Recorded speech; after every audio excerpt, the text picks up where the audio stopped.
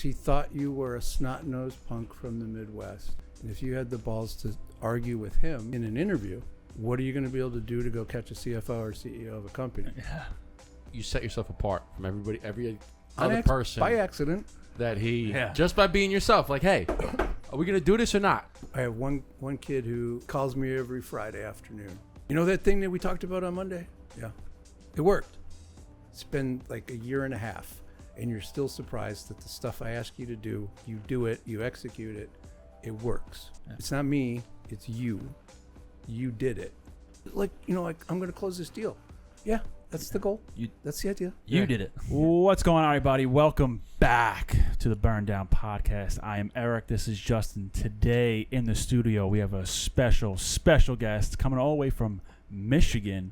We have Walter Crosby, CEO of Helix Sales Development. He actually has a podcast called Sales and Cigars, and also a book that's been out for the last 8 months called Inside and Out. And he might be more of a believer of bringing people together over cigars than us. I will say one thing that we saw in the bio was, loves how he brings people together over cigar. It marries well with sales. I'm like, oh, is this, am I reading my own bio or am I reading somebody else's bio? So Walter's in the house, in the building. Welcome, my friend. I appreciate the opportunity, fellas. It's been a long time. We've been in contact since the fall. Yes.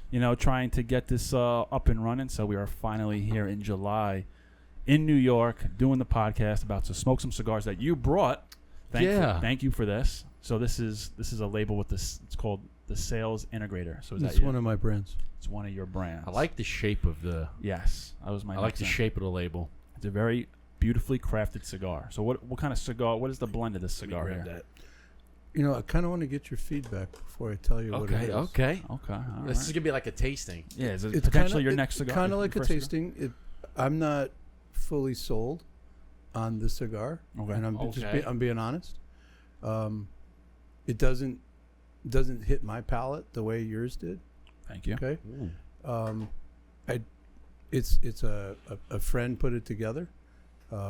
So my lounge has you do a party, and they'll take a box of cigars, really nice box, engrave that logo or your logo on the box in color, put those together, present it so that your event, you can hand out cigars, right? It's a great presentation. Yeah, absolutely. I get more from the foot than I do from the wrapper itself, as far as an aroma. The wrapper, I'm not getting much. I mean, maybe it's just my nasal passage is not working as great, but I get more from the foot. Definitely. I will say I do like the unfinished cat, little pigtail on the top. Yeah. The foot, it's sweet. Not many people do the pigtail. So let's cut this and take a look at it here. So why are you? Let's give you a diligent. You're like the diligence, right? So let's present Walter with a beautiful diligent. Awesome. And then we have straight or a V. I think he's got all-in-one. He's got a cutter, lighter, this anything. This guy comes prepared. Okay. I brought 3 lighters with me just to have variables in different places at the lake. You never know what you need. All different occasions. Here, you need it straight, right? Thank you. So, Walter, as we get prepared for our cigars here, we are both in sales. I've been in sales. We've both been in sales our whole life. I'm an insurance broker. He's in engineering sales. I guess you can. Would that what you call it, Justin? It's engineering sales. Yeah, right? Tech sales. Tech sales. Software or hardware. Okay. So, harder. What's that? That's harder. Yes and no, depending on the hardware that you're doing. The company I work for is protection, a lot of protection, so it's much easier because everything needs protection, no matter what it is. And everybody's scared. And everybody's scared of stuff blowing up. So hey, you don't want your stuff to blow up? Buy us. So it is. I like this. So we're all in sales. So initially, when we received that email, I have, I'm sure just like yourself, who owns a sales development company, I've attained clients through cigars and just aligning it first with cigars before even getting any kind of business. So the first question I would love to know is how long you've been in sales, why did you choose sales, and how did you start your own sales development company? It's a 3-parter. That's a It's big actually one a right out three-part of the question. box. This is a 3-part question. Yeah, we're going right into it, right out of the box. So I'm old, 40 years in sales. Okay. So I graduated from college, University of Michigan, and that You're a Wolverine. used to mean something. Yeah, it did used to mean something. You're right. I couldn't graduate. I couldn't get into that school today. What did you graduate with? What was your degree? I had a good time. A good time degree? No, economics degree. Okay. Can't get into B school. You go to get an economics degree. That's funny. What'd you graduate? I had a good time there. Yeah, it was an Partying is where adventure. you graduated, right? Well, it was the first. I'm the first one to go to college in my family, and nobody set me up with ideas, plans, right? So I got to school, and I was a good student in high school, but it came naturally. And then all of a sudden, I'm at a place where everybody was in the top 5% of their class in high school. Everybody, right? So you were the smartest, and now you're In a pool of all the in a smartest. pool of where everybody was the smartest in their class. if you think about setting the bell curve, right? I was in high school. I was on that side of the bell curve, and when I was in college, I'm on the other side of the bell curve now.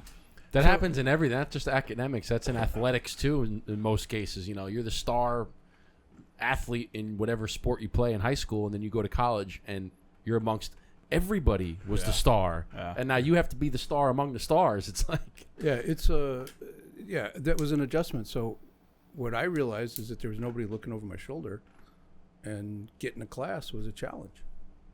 So my first semester, I could tell you I won every bet. Your lowest GPA of any semester in your college career, my first semester, lower than yours. And I've never lost, right? You don't have to tell me your GPA. But my first semester was 0.333.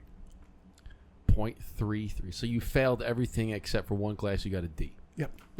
Well, that's actually not entirely true. I withdrew from a class. Oh, okay. Almost. So, I got attention from what they call the academic actions department. I don't know why I'm telling this on big podcast, but so Helen Johnson, took a special interest in Walter. She's like, we're not sure you're Michigan material, and I've given you no reason, Mrs. Johnson, to make you think I am. So I started to sell that That very moment. That day. and it wasn't on purpose. It was just survival. Mm-hmm. What do I have to do to convince you that I I'm? have to give him that different chair. That me? freaking chair is squeaking. You hear Um, that? I'll try to sit still. So what do I have to do, right, to make you? She's like, I'd like to have an integer as a GPA, and 2.0 would be a nice start. Like, okay. So the next semester I had a 3.3. I put up some time in the class and did some work. That's a huge jump. Yeah. That's a huge jump. It's basically 'Cause sleeping late to just showing up and going to class. 3.3 like 3.3 class. is 3.3 is like a solid GPA. Yeah. It is. It's a solid Was GPA. that like a B plus, right? Yeah, it's like a B. That's a solid GPA. But your average from 0.333 to 3.33 it takes a minute to get that up. Yeah. Right? So I went back to see her, and she's like, I love it. This is great. Like, are we done? And she's like, no, do it again. I'm like, again? She's like, yeah. Like, okay. If I do it again, are we done? I don't have to see you anymore? She's like, yes. So an upfront agreement, sales technique that I teach. I got that from her. I got a 3.6 the next semester. She came around her desk, gave me a big hug, said, I'm very proud of you. I never want to see you again. I'm very proud of you. Get out of my office. Now get the fuck out. And I never saw her again. Wow. And I never got below 2.7 after that. But my GPA at the end of the day, at the end of the 4 years, was still not spectacular because of that first one. But you got a degree. C's get degrees, man. That's it, bro. They certainly do. Certainly do. Sometimes D means diploma as well. Yeah. in your Well, it's last actually year. funny because like everybody thinks of the Like, you got to get the 4.0, got to get the 4.0, got to get the 4.0. It's like a lot of very, very, very successful people in life were not 4.0. Yeah. Most are. And like, if I'm looking at a resume, okay, and I see a guy who's 4.0, right, aced everything, but has no extracurriculars, was not in athletics, was not working, was not doing any charity work, was not doing anything else. But then I see somebody else who has a 3.2, but they're in sports, they're on a team, right? They're playing college athletics, they're doing charitable work, they have a job on the side, they're in music, they have all these other interests. I'm going with that person that has all the other interests. So because clearly this one guy, all they did all day long was study the books. They have no other outside social aspect or outside curriculars. But this other guy said, you know what, I'm well-rounded. It shows me that you're involved in everything. You're much more well-rounded, which I think translates into the real world. Especially for sales. I mean, the bottom of my resume always, it said like football, basketball, loves reading, quads, cigars. Yes, I just put things in there because one of them has to pop with somebody that's looking at you like, oh, you like reading books. What kind of books do you read? You like cigars? You have to have that stuff because it shows that you're personal. It shows you have a life. Yeah. It shows you have a life outside of the book of the school. Sure, most definitely. Because the piece of paper, at least the one I got, had an M on it. People made assumptions that, oh, he went to Michigan, right? There was an assumption made. When I got to New York, everybody's like, oh, Michigan, okay. Oh, Michigan grad. Yeah. And that's why I said it meant something before. And about 3 months in, they were like, hey, we never saw your transcripts. I'm like, yeah, pass the soup, right? Yeah. Don't worry about that. You see this hoodie? You see this M right here? You don't need a transcript, okay? But after that first job, nobody cares about your GPA anyway. Yeah. That's the other thing. It's only to get you that first gig. Well, it gets you in. Once you're in, you're in. It doesn't. Because like now, okay, let's say you're in for however many years, and now you want to jump to another job. Your resume is not all the classes that you took in college. Yeah. Your resume is what's the experience you did the last 5 years. Your That's your performance. resume. Your professional experience. Yeah. There's a resume changes a lot from your college resume to for your first job to professional resume. Yeah. I mean, I've been out of college for like 10 years. Not that I put my resume anywhere, but I'm like, if I ever use my resume again, do I need to include like my college? The only thing really even like a thing anymore? The only thing you do include, they care? the only thing you include is there's a degree section. Yeah. Bachelor's of whatever from this university. You don't even have to put the year in anymore. No, Yeah, you don't. You don't because I hold a degree in this. Ah. This is the field. This is the degree I hold. Do you have a master's? Do you have a doctorate? Just to show I woke up and went to school and got a piece Now, of okay, it. if you have a doctorate, it's like 'Cause maybe that's you're what gonna it put means. gonna put some more. You have some kind of attention span Yes. or discipline. You don't even have to put like. There's no GPA or nothing. Like Yeah, you no. know, it's Yeah, you degree, showed up. field, school. That's it. You showed up for 4 years, did what people said reasonably well, and they gave you a piece of paper, so you're... And it's at the bottom of the resume too. Yeah, It's not even the at the bottom. top. It's like at the bottom. So you graduated from Michigan and you went straight to New York? Yeah. And what were you doing in New York? New York City. Yeah. I was looking for a job. I came here without a job, like an idiot. Why New York, as opposed to every other major city? It's a challenge. There might have been a girl involved.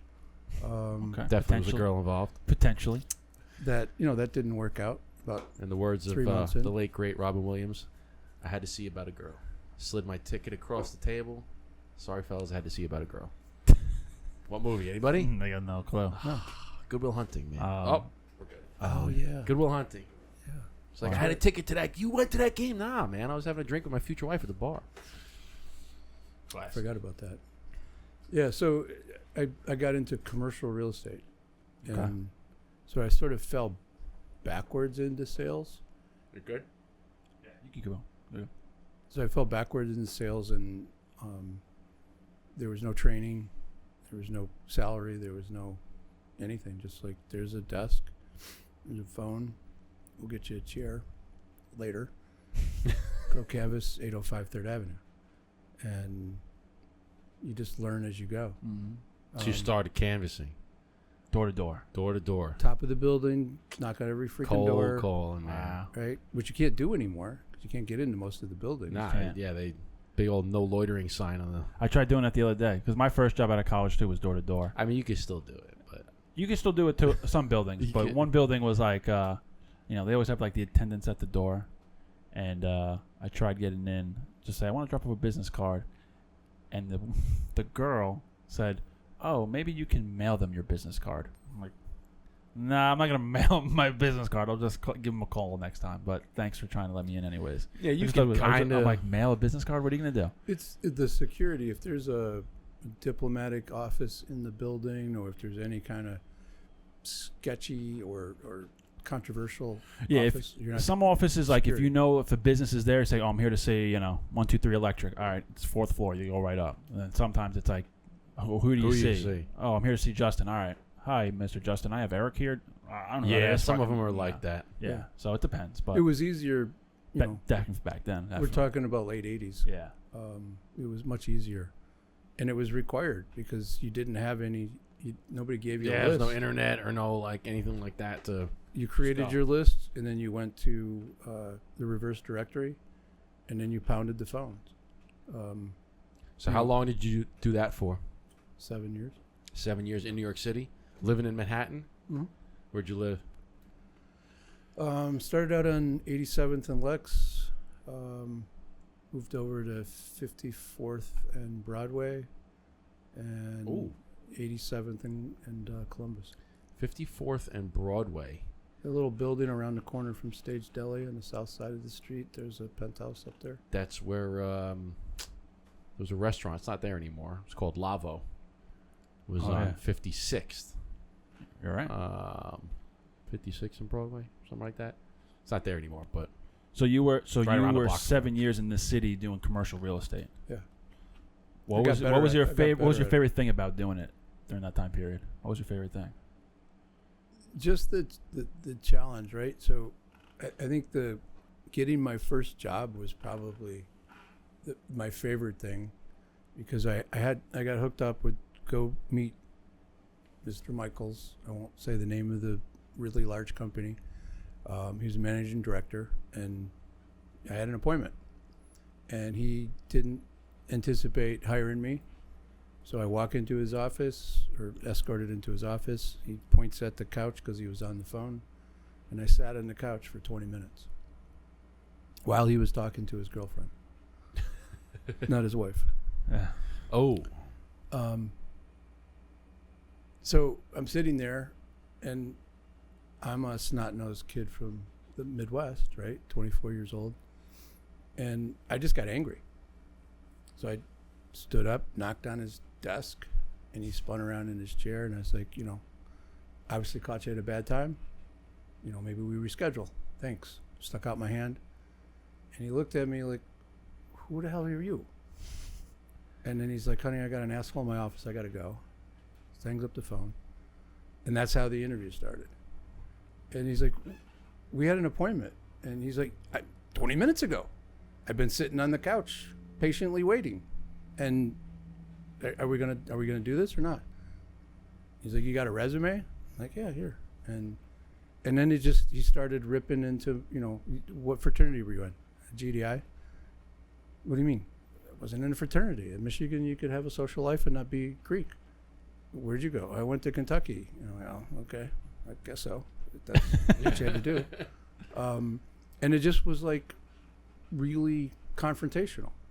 So I got back to my apartment, and the guy that helped set up the interview said, what the hell did you do? And I'm like, I'm sorry. I just told him the story, and he goes, well, he's going to hire you. He's going to call you tomorrow and give you an offer. Like, why? He's like, because he thought you were a snot-nosed punk from the Midwest. And if you had the balls to argue with him in an interview, what are you going to be able to do to go catch a CFO or CEO of a company? Yeah. Okay. so you set yourself apart from everybody, every On other person by accident. that he Yeah. just by being yourself. Like, hey, are we gonna do this or not? Because I got other places to be. Yeah. Okay, Which I didn't, but it was make him think that. But it was literally, I was a misplaced New Yorker in that sense. Yeah. Right? Sure. No just nonsense. because how I developed. And you'd make 400 dials a day, talk to 7 people, 4 of them would hang up on you. Yeah. Right. And then the other one would yell at you, and then maybe you get a meeting. Right. That's just the numbers. So when now I'm coaching salespeople, and they're like, you want me to make 50 calls a day? I'm like, yeah. Yeah. It's possible. Make 50, 40 no answer, 10 pick up, 5 cut you off, 5 you have conversations, and 1 is a sale. Or a meeting. There you go. Now you know the numbers. 1 out of 50. So how many sales you want? But they need to figure those numbers out, right? Right, you got to figure them out. If you can make it with 1 call every day, book a meeting, okay. But something tells me you can't. But once you find out the numbers, then it's like, all right, now it's real simple. If you found out that, if you knew that you were getting a golden sale 1 out of 50 times, and you knew it, how many calls did you make? We must have had the same trainer. How many calls are you gonna make? Make 50 a day. Make 100 a day. You get a golden sale. I'm talking like a good, like you get a solid one, becomes an actual client sale. Yeah. 1 out of 50 is 2%. So if you call 50 a day, that's 5 golden clients every week. Yeah. That's 20 in a month. End of the year, completely change your life.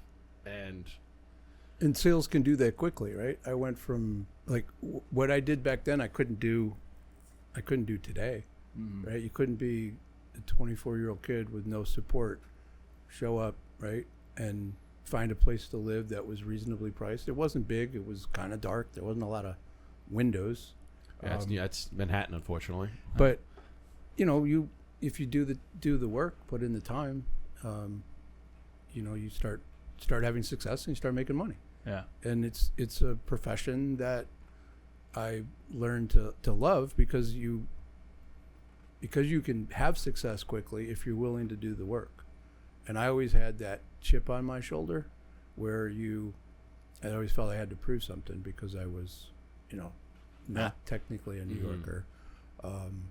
And I just had to, I didn't have anybody behind me saying, you can do this. They all thought, my family thought I was crazy.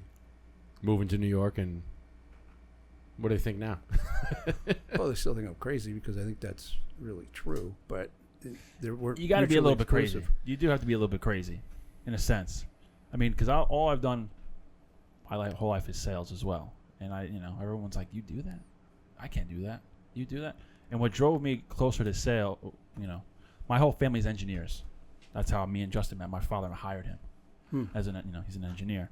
So my father's an electrical engineer. My younger brothers are mechanical engineers. My uncle's an electrical engineer. My 2 other cousins are mechanical, and So my dad always said, well, but he was on the sales side. So he's an engineer by trade. He was traveling all over, going to IBMs and presenting this and that. So he knew that way of life can be very prosperous.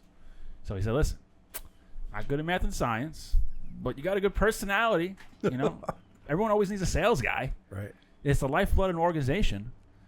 Sometimes you get a company car and a credit card. So I was like, all right, Pop, I'll listen to you. You said, he was my only guidance. So I didn't really know anything else. I was like, all right, I don't really know else what to do. So I always liked, my dad always said, you create your own destiny with sales. Like you work hard. There's no ifs about that. You be good in sales because you can create your own destiny. The work that you put in, you'll get the results. I said, that seems pretty simple. And I always like doing things that people are always like, what? You do that? You knock on doors? You talk to these people? You say this? I'm like, yeah. Cold calls? Yeah. You how many cold calls you do? Oh, I couldn't if someone hung up on me. But that's what I've always been attracted to sales, is just creating your own destiny and kind of just being. Salespeople get looked at a little bit different. Sometimes like, you're in sales, or, oh, wow, you're in sales. But do we proliferate that, right? There's a statistics that we have with one of my partners. 6% of salespeople are elite. 14% are good. 20% are above average, depending upon how you define average. Mm-hmm. The rest run. Mm-hmm. Right? So that rest, that 50, is the people that people think of, right? The clip-on tie, the short sleeve shirt, the always pitching kind of a deal.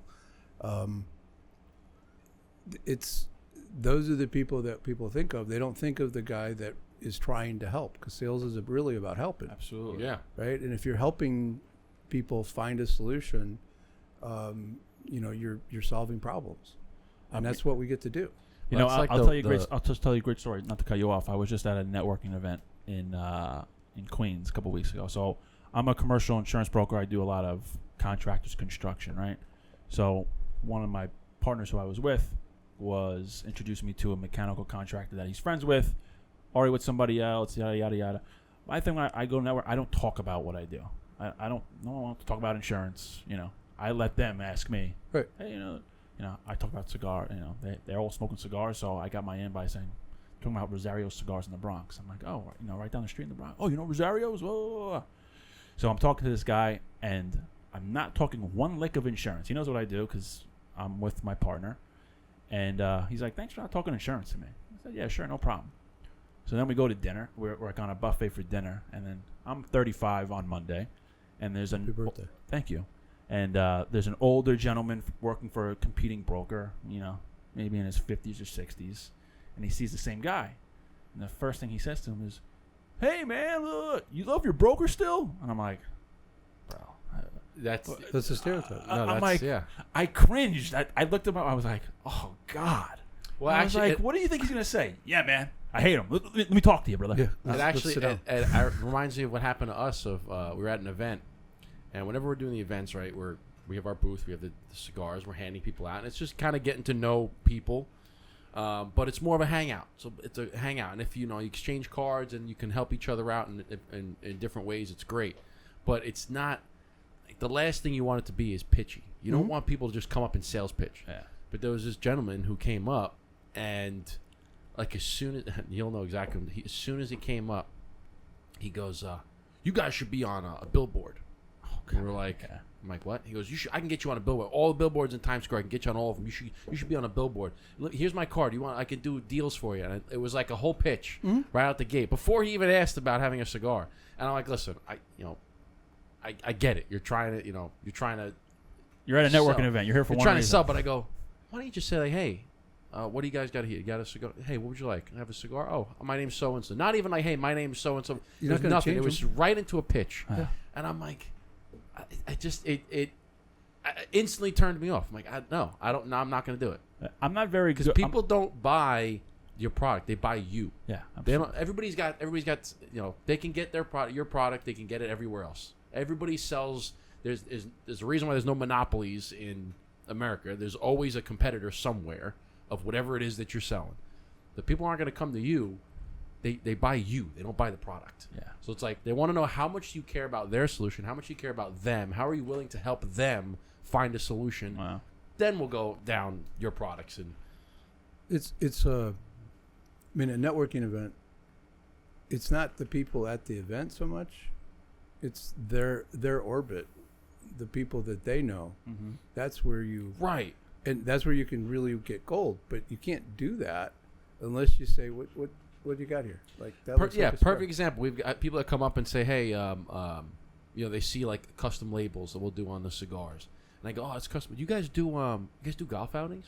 I said, yeah, of course we do golf outings. I said, you know what? I have a buddy who does a golf outing every single year, and he's always looking to get cigars.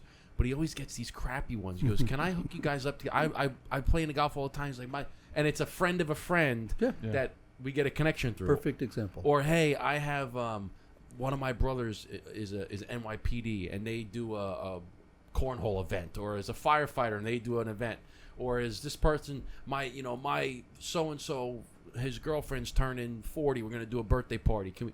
And that's how you get connections. But like you said, it's the network of the people that are at the events. That's where the whole networking comes from. And it's being a human, right? Because if you got a booth at an event and you got cigars in front of you, what do you got, right? You start a conversation. Yeah. Right? I always ask every person that comes to our booth, hey, what's your name? Oh, I'm Walter. Hey, Walter, what's up? What do you do? I do this. You like cigars? Oh, sometimes I smoke, sometimes I don't. Or yeah, I'm a big cigar. Just like normal human, and it sounds really stupid. But it's, how many people but we it's get? So simple. People don't understand that. Mm-hmm. I try to tell people that all the time. You know how many people I've turned on to cigars at an event that have had their first cigar at our booth? They come up. It's usually like a somebody that comes to the booth and it's their friend that is Yeah. there, and I'm like, hey, do you smoke cigars? Oh yeah, which one? What do you typically smoke? What do you typically drink? Blah blah blah. And then the next person I say, would you like a cigar? And they said, no, I don't smoke. It's like, have you ever tried it? You ever tried stogies? They go, no, I haven't. I was like, are you interested? Would you like to try one? They go, I don't really know how. So don't worry, I'll teach you. I'll teach you everything. It's like, well, what would you like? I don't know anything about cigars. I said, all right, what do you typically? Yeah, go into your whole spiel. I go to the whole spiel. What do you typically drink? Do you like red wine? Do you like bourbon? Do you like scotch, light beer? And they go, oh, well, I'm a bourbon person. Okay, well, you might like this cigar. And I teach them how to do it and the whole thing. And next thing you know, they puff on it. And I don't care if they smoke the whole thing. They Right. can take 3 puffs and put it down. But I introduce them, and they try it, and they feel not just like a bystander waiting for their friend to get a cigar. They feel They're like they're engaged. part of it. Yeah. Yeah. They're engaged, and then they like it. And they come back around at the end of the event and say, hey, I finished that cigar. I got halfway through. I really liked it. I think I want to try another. And it's cool to see that, but you get them engaged. I'm not selling them. Like, most of the time we're giving them out. I'm not Right. selling them. They're already covered by somebody. But It's part of the industry, though. I mean, everybody gives away cigars. I don't care. I mean, the lounge I was at by my house years ago, Pete Johnson walked in and was like, Tatuaje, right? yeah. And it was before, people knew who he was. Mm-hmm. And I sat down and I had one of his cigars. It was the red label ones, the early. Yeah. Yeah. The red and white. And right? Red and Yeah, white. he the was walking me red through and- what I was tasting. Yeah, red and white. The really thin. Yeah. Yeah. He was walking me through what I was tasting, and I was learning, and I had no idea who he really was. I'm like, well, were you the rep? And he goes, no, I own the company, right? And you would have no idea. I had no idea because that's the thing with cigar guys. Where there's other. So when we've done events, we've asked the cigar lounge, like, how we do? Like, do we do good? Like, is there anything we can work on? And they're always like, listen, yeah. you guys are very engaging. You guys interact with all the customers. You talk to them, blah, blah, blah. And he's like, there's some brands, bigger brands, that, like, one brand who's a very popular brand did an event around here on Long Island, and they brought, like, the master roller for the one particular cigar that they were promoting. And the owner and the master roller kind of just sat in the corner and just, like, didn't do anything. Did not engage And he's at like, all. the engagement at the event, everyone was excited for it because it's like, oh, this new cigar, the master roller is coming. And it's like, they just sat in the corner. Where in my mind, I'm like, perception. Like, I don't give myself a lot of credit for a lot of things, but I'm very good at perception and how things look and how people perceive things. So in my head, I said, if that was me, or if I'm you and I'm smoking a cigar, I'm excited about it, and I see the 2 clowns over there, I would think, like, screw them. Why am I going to support this? Why? If I know they're over there and they don't want to talk to me, not that they need to talk to me, but, like, just say, hey, you like it? Hey, it's good. Feedback. Just some kind of human interaction. Like, Again, it sounds so stupid. It's not. It's so simple because you think of it like this. You have 2 scenarios. One where, okay, the cigar might be the creme de la creme, best cigar on the planet, so hard to get your hands on, and you have an event, and the person that made that cigar doesn't talk to anybody, just sits in a corner, does not socialize. Now all the patrons at the event are like, okay, like, he's the, I'm here just for the cigar. I want to meet. But then you have the other side. Well, let's say it's just your average everyday smoke. It's not like the best of the best, just a clean smoke, like the Bud Lights of smoke. Okay, just a everyday cigar. Yeah. But the guys are engaged. But hey, what's going on? And you're having a great time. We're all hanging out. What event are you gonna have more fun at? No doubt. The one that the guy doesn't talk to anybody, or the guy that's socialized. You'd be like, man, those guys were great. We were partying. We were doing some drinks. We were doing shots. We're hanging out. You have a great time. Memorable. And then it doesn't even matter. The cigar could suck. The cigar could be absolute trash. But you're gonna have such a great time because of the people. If you can do both, right? But then If you can have a both. great product with somebody that really cares. Which is what we do. Yeah. And I've gone to the big smoke event in Vegas a few times. We've done the Cigar Fest. Okay. That Cigars International. Yeah, did. one in Pennsylvania. Yep, you should do that one. Same thing. And the owners are in the booth and engaged, right? And they're like, take the cigar, come back. If you like it, we'll take the label off, right? Because he wanted to see the label on the cigar. I'll get you another one. Just tell me what you think. And he was legitimately, I'm interested in what you think. But he asked 2 questions before, he handed me the cigar. What do you usually smoke, right? And what do you like, and why, right? So he knew that he was dealing with somebody that had some knowledge. I'm not your guys' level knowledge. I just know what I like. And We're not. Everybody thinks you know. Yeah. You don't know anything. Even the master blenders are still learning. Well, Yeah. they're learning, and they're always going to be learning. But the guys that act like that, Fuente, I mean, he's just a gentleman. There's a lot of them are, and Most I of would them, say yeah. most of them are. There's occasionally like the ones that we had mentioned where we're not gonna. Well, Yeah, we I talked about. We're not gonna mention his name because we're not gonna throw anybody under the bus on camera. Rocky Patel was a great. He was I don't really- great. I don't really smoke Rocky He was Patels, great. but He's I still keep hilarious. his. He's a hilarious guy, and when we were at Cigar Fest, he brought me around.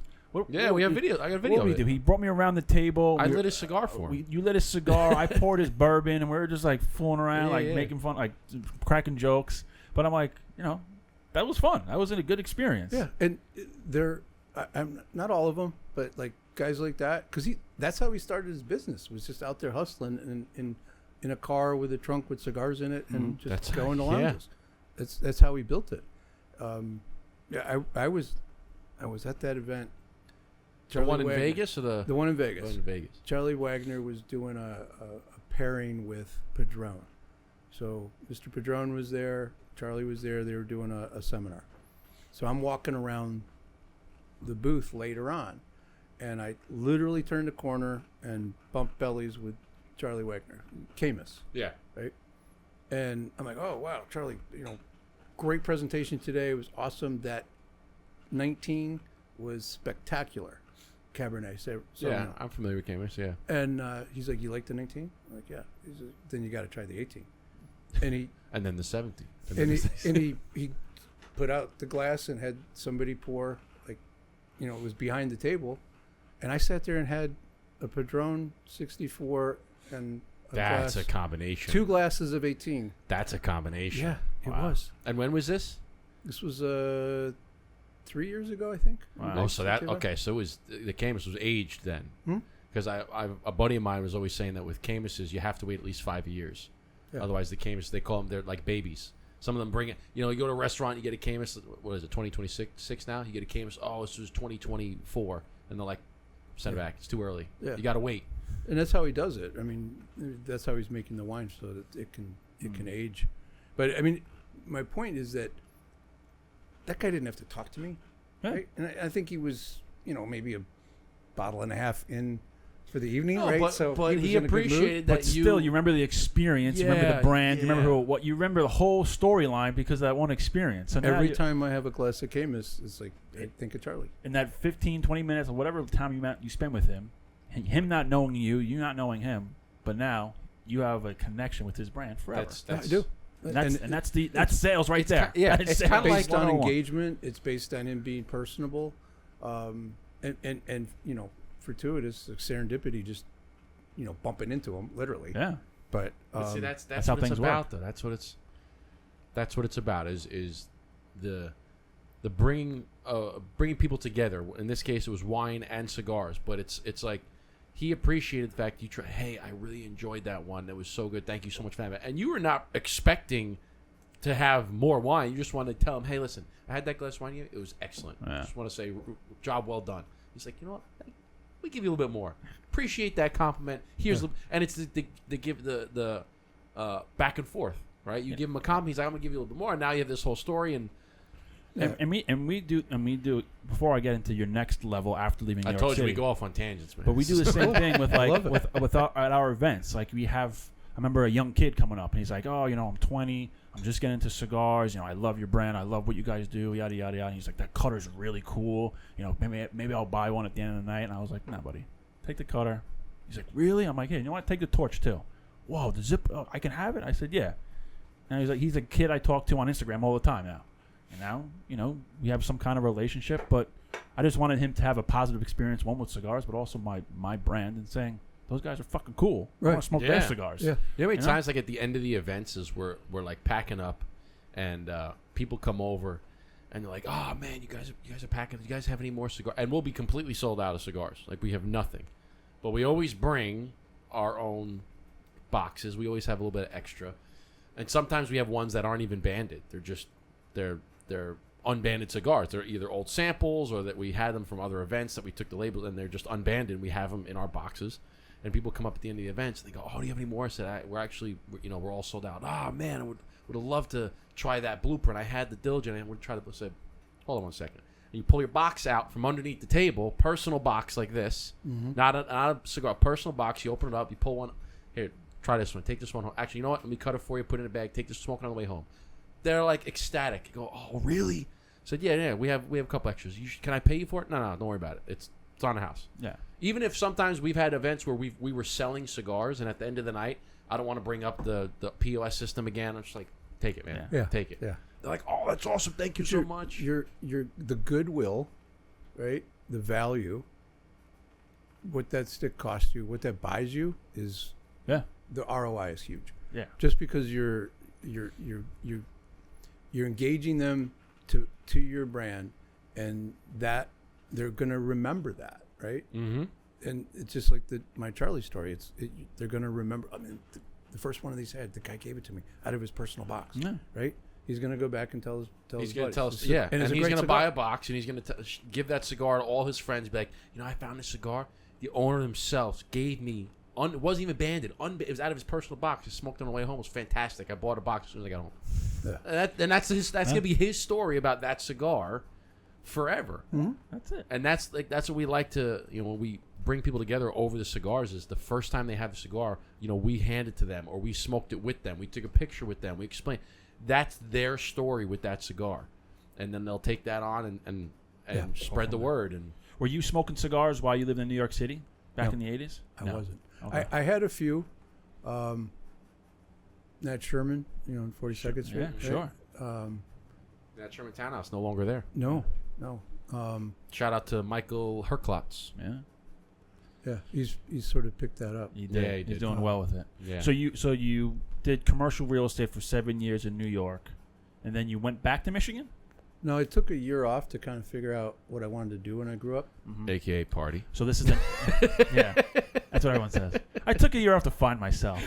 I actually, I mean, I literally went there. I was married. So you're in your 30s at this point now. Yeah. Right. I was married, and my wife had got an opportunity. I was like, well, let's just go, and I'll figure something out, right? And a friend of mine said, okay, I need some help doing research. You just pretend you're a sales guy, but we're really doing research. Like, I'm not going to pretend I'm a sales guy, but I'll do the research for you. So I just did a little side work with him while I was there, and then I ended Where up was going this? back to Michigan. I was in Dunwoody, Oh yeah. Okay, you said that before. and she had a stint there. She needed 6 months, and then she could start to move back towards Michigan. And I ended up starting a business with a partner about a year later, back in Michigan. This isn't Helix. No. Okay. And this is and now we're talking in the 90s now. Yep. Yeah. Okay. And then when does Helix sales development come into play here? So I was in sales, and I avoided corporate America, right? My personality is not one to deal with politics very well. And so I've always worked for smaller companies. So I was working maybe 12 years with a fire alarm manufacturer. Which one? A little one in Michigan called National Time. Okay. I used to do fire alarms. Fire sales. alarms? No shit, really? Yeah, I used to work for. I was a distributor for Edwards EST. Okay. Yeah. It's funny because you were selling them, and I was selling I still do. Yeah. Sell 2 fire alarm systems. That's fun. We manufactured our own systems, completely built the whole thing. Low life cycle cost or advantage. So we know, who I'm going to say. We competed with the little companies like Tyco, I was Siemens, just and going to Honeywell. ask Tyco, Yeah. Honeywell. Those are all. Yeah. There's actually one out here in Long Island called NAPCO. Yep. NAPCO Security. Mm-hmm. They do fire alarm. They do more of the panels, not the actual detectors. They do more of the panels. They're a Honeywell distributor. But it's all They are. pretty much all the same concept. Panels, fire alarms, Well, connected system. But that's where I had to learn a control panel, right? And it's really just inputs and outputs. Yeah. Right? Somebody pulls a fire alarm or smoke detector goes off, flashy things and noisy things go off. It's not complicated. Now it's all hooked up. Now there's a little bit more communication with Well, they connect to Wi-Fi other signals systems, and sure. things. ARC systems, But Back they in the still day, have it to was be not like that. compliant with Mhm. the security components. NFPA, and all that stuff. Yeah. So I mean, I learned NFPA 72, but I would go out and talk to these people, and you know, you have to value prop as a salesperson, right? And it's a fire alarm system. Nobody wants to buy a fire alarm system. They have to buy a They fire alarm have to system. buy it. It's required. So, I mean, there's some people might, but most people aren't. Yeah. So I just developed this thing. You look, 98% of what I do, exactly the same. Exactly the same as what Honeywell does, what Siemens does, what Edwards does, right? It's all the same. So can we talk about the 2%? And the 2%, depending upon who I was dealing with, was different because I'd have to make 3 sales, right? I had to sell the owner who was going to have the system in their building. I'd have to sell the electrical engineer or the architect, right? The specifiers. And that was easy. Like, I'll tell you what, I will do the drawings for you. I'll lay it all out, get the system be code compliant, right? You just make it pretty in your little AutoCAD system. And my cost is an advantage in the spec. Basis a bit, right? Nice. And I would write the spec and I would put in like weird companies that, weren't going to want to bid on that little $25,000 system. So, and then I would have to sell the person who was actually going to write us a check was the electrical contractor. Yeah. So everybody had a different concern. Owner wanted low life cycle costs. They wanted the system to work. They didn't want to, have problems. Engineer wanted somebody to help them make sure the system was designed correctly. And the electrical contractor wanted no problems getting it inspected. They wanted stuff delivered to the job site. Shipments and delays. And they wanted every on time. And they wanted you to answer the phone. So when they had a something or somebody broke something or the UPS, damaged a box, like, I have to, have this installed tomorrow and all right, I'll be there in a minute. Just relax. Right. And you earn that. Credibility. Yeah, but you get a credit. Like, I remember I brought this to you, right? So next time when there's an opportunity, you don't have to give me business. You're going to remember this, right? And that's where the electrical contractor comes because That's the the target, owner, 2%. the owner, and even like the architect might be in different, but the owner is different for every 100%. company that you work for. But the electrical contractor could be the same because he's doing this building, but a year later you have another opportunity. It's the same guy. And like, remember last building helped you? And he goes, that's and all I you work may with. not is have to electrical remind. contractors. You may not have to remind him, but you doing that where something happened, there was a delay, you showed up, parts in hand, here you go. Personally, you drove your car on a Saturday, showed up. Now a year later, that contractor's doing another job, and he's like, I remember you. You delivered those parts on it. I'm going to go with you. You didn't have to do that thing back, but you did. And Yeah, you always try to, like you said, separate yourself from the other fire alarm guy to the electrical contractor. And it's just 2%. and My- that my goes thing back was- to the... I answered the phone. I answered phone calls, Yes. emails, and texts. And I'm like, why do you answered the phone? You answered my questions. If you didn't have the question, you let me know, and you respond to my email. And I'm like, really? I'm like, this is again. But that goes Communication. back So to, simple. It's That that goes simple, back yeah. to people don't buy the product, they buy you. Yeah. Yeah. Like you had said, we're all the same. 98% of this is all the same. It's just got a different label on it. Whether it's Tyco, whether it's Honeywell, whether it's That's like it National. goes back to It's all the Tommy same. Boy. It's Tommy all Boy, the right? same. That goes back to the whole Tommy Boy, line. But when shit hits the fan, who do you want in your corner? Do you want me or the competitor? And that's they buy you. They buy the person. They buy the person that picks up the phone. They buy the person that delivers the parts on a Saturday. And being a smaller manufacturer, we couldn't buy a job like some of the bigger guys could. And I would tell a contractor or an engineer, it's like, look, you guys missed 45 rooftop units, and each one of those require 2 duct detectors and a IO module. I never meet anyone that knows all this stuff. I did. You and I care. Nobody else cares. Yeah, no. But Value engineering. That's what they call it. and so that's going to be a change order that everybody's going to get. So if you give me the job, my price for all of those things are $465.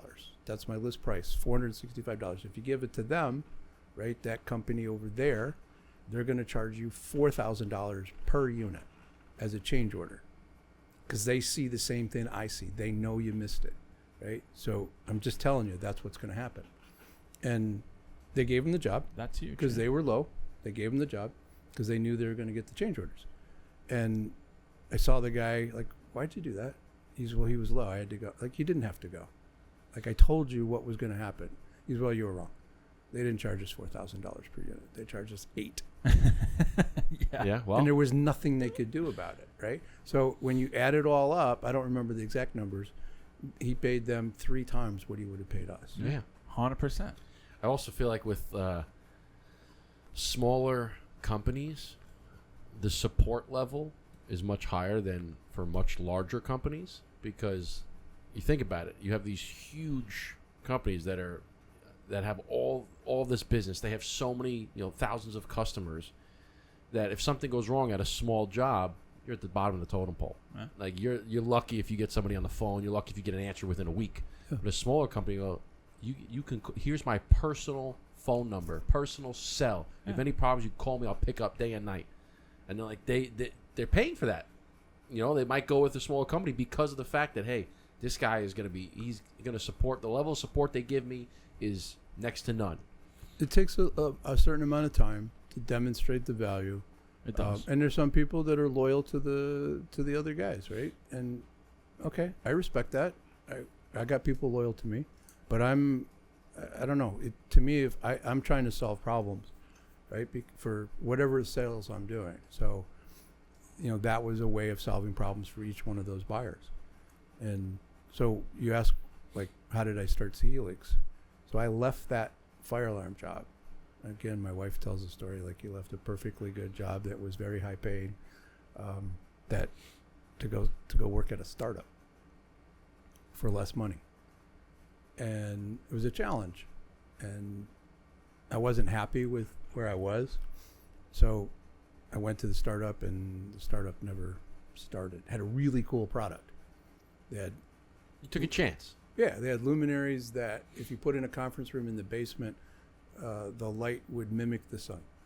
Oh, using okay. LEDs, right? So it wouldn't feel like you're inside. It would feel like it's ambient light. Your body would, your biorhythms, all of that stuff would react just like sunlight. Right? You didn't get a sunburn, but it could be timed to be exactly the same as what's going on outside. So it was a really cool product. That is pretty cool. It I was. never thought of that. But they couldn't build the second gen product, and that's what they wanted me to come in and sell. And I told the CEO, like, there's nothing for me to sell. I can't make any money, right? Because my upside was selling a product. Yeah. And So how long did you do that?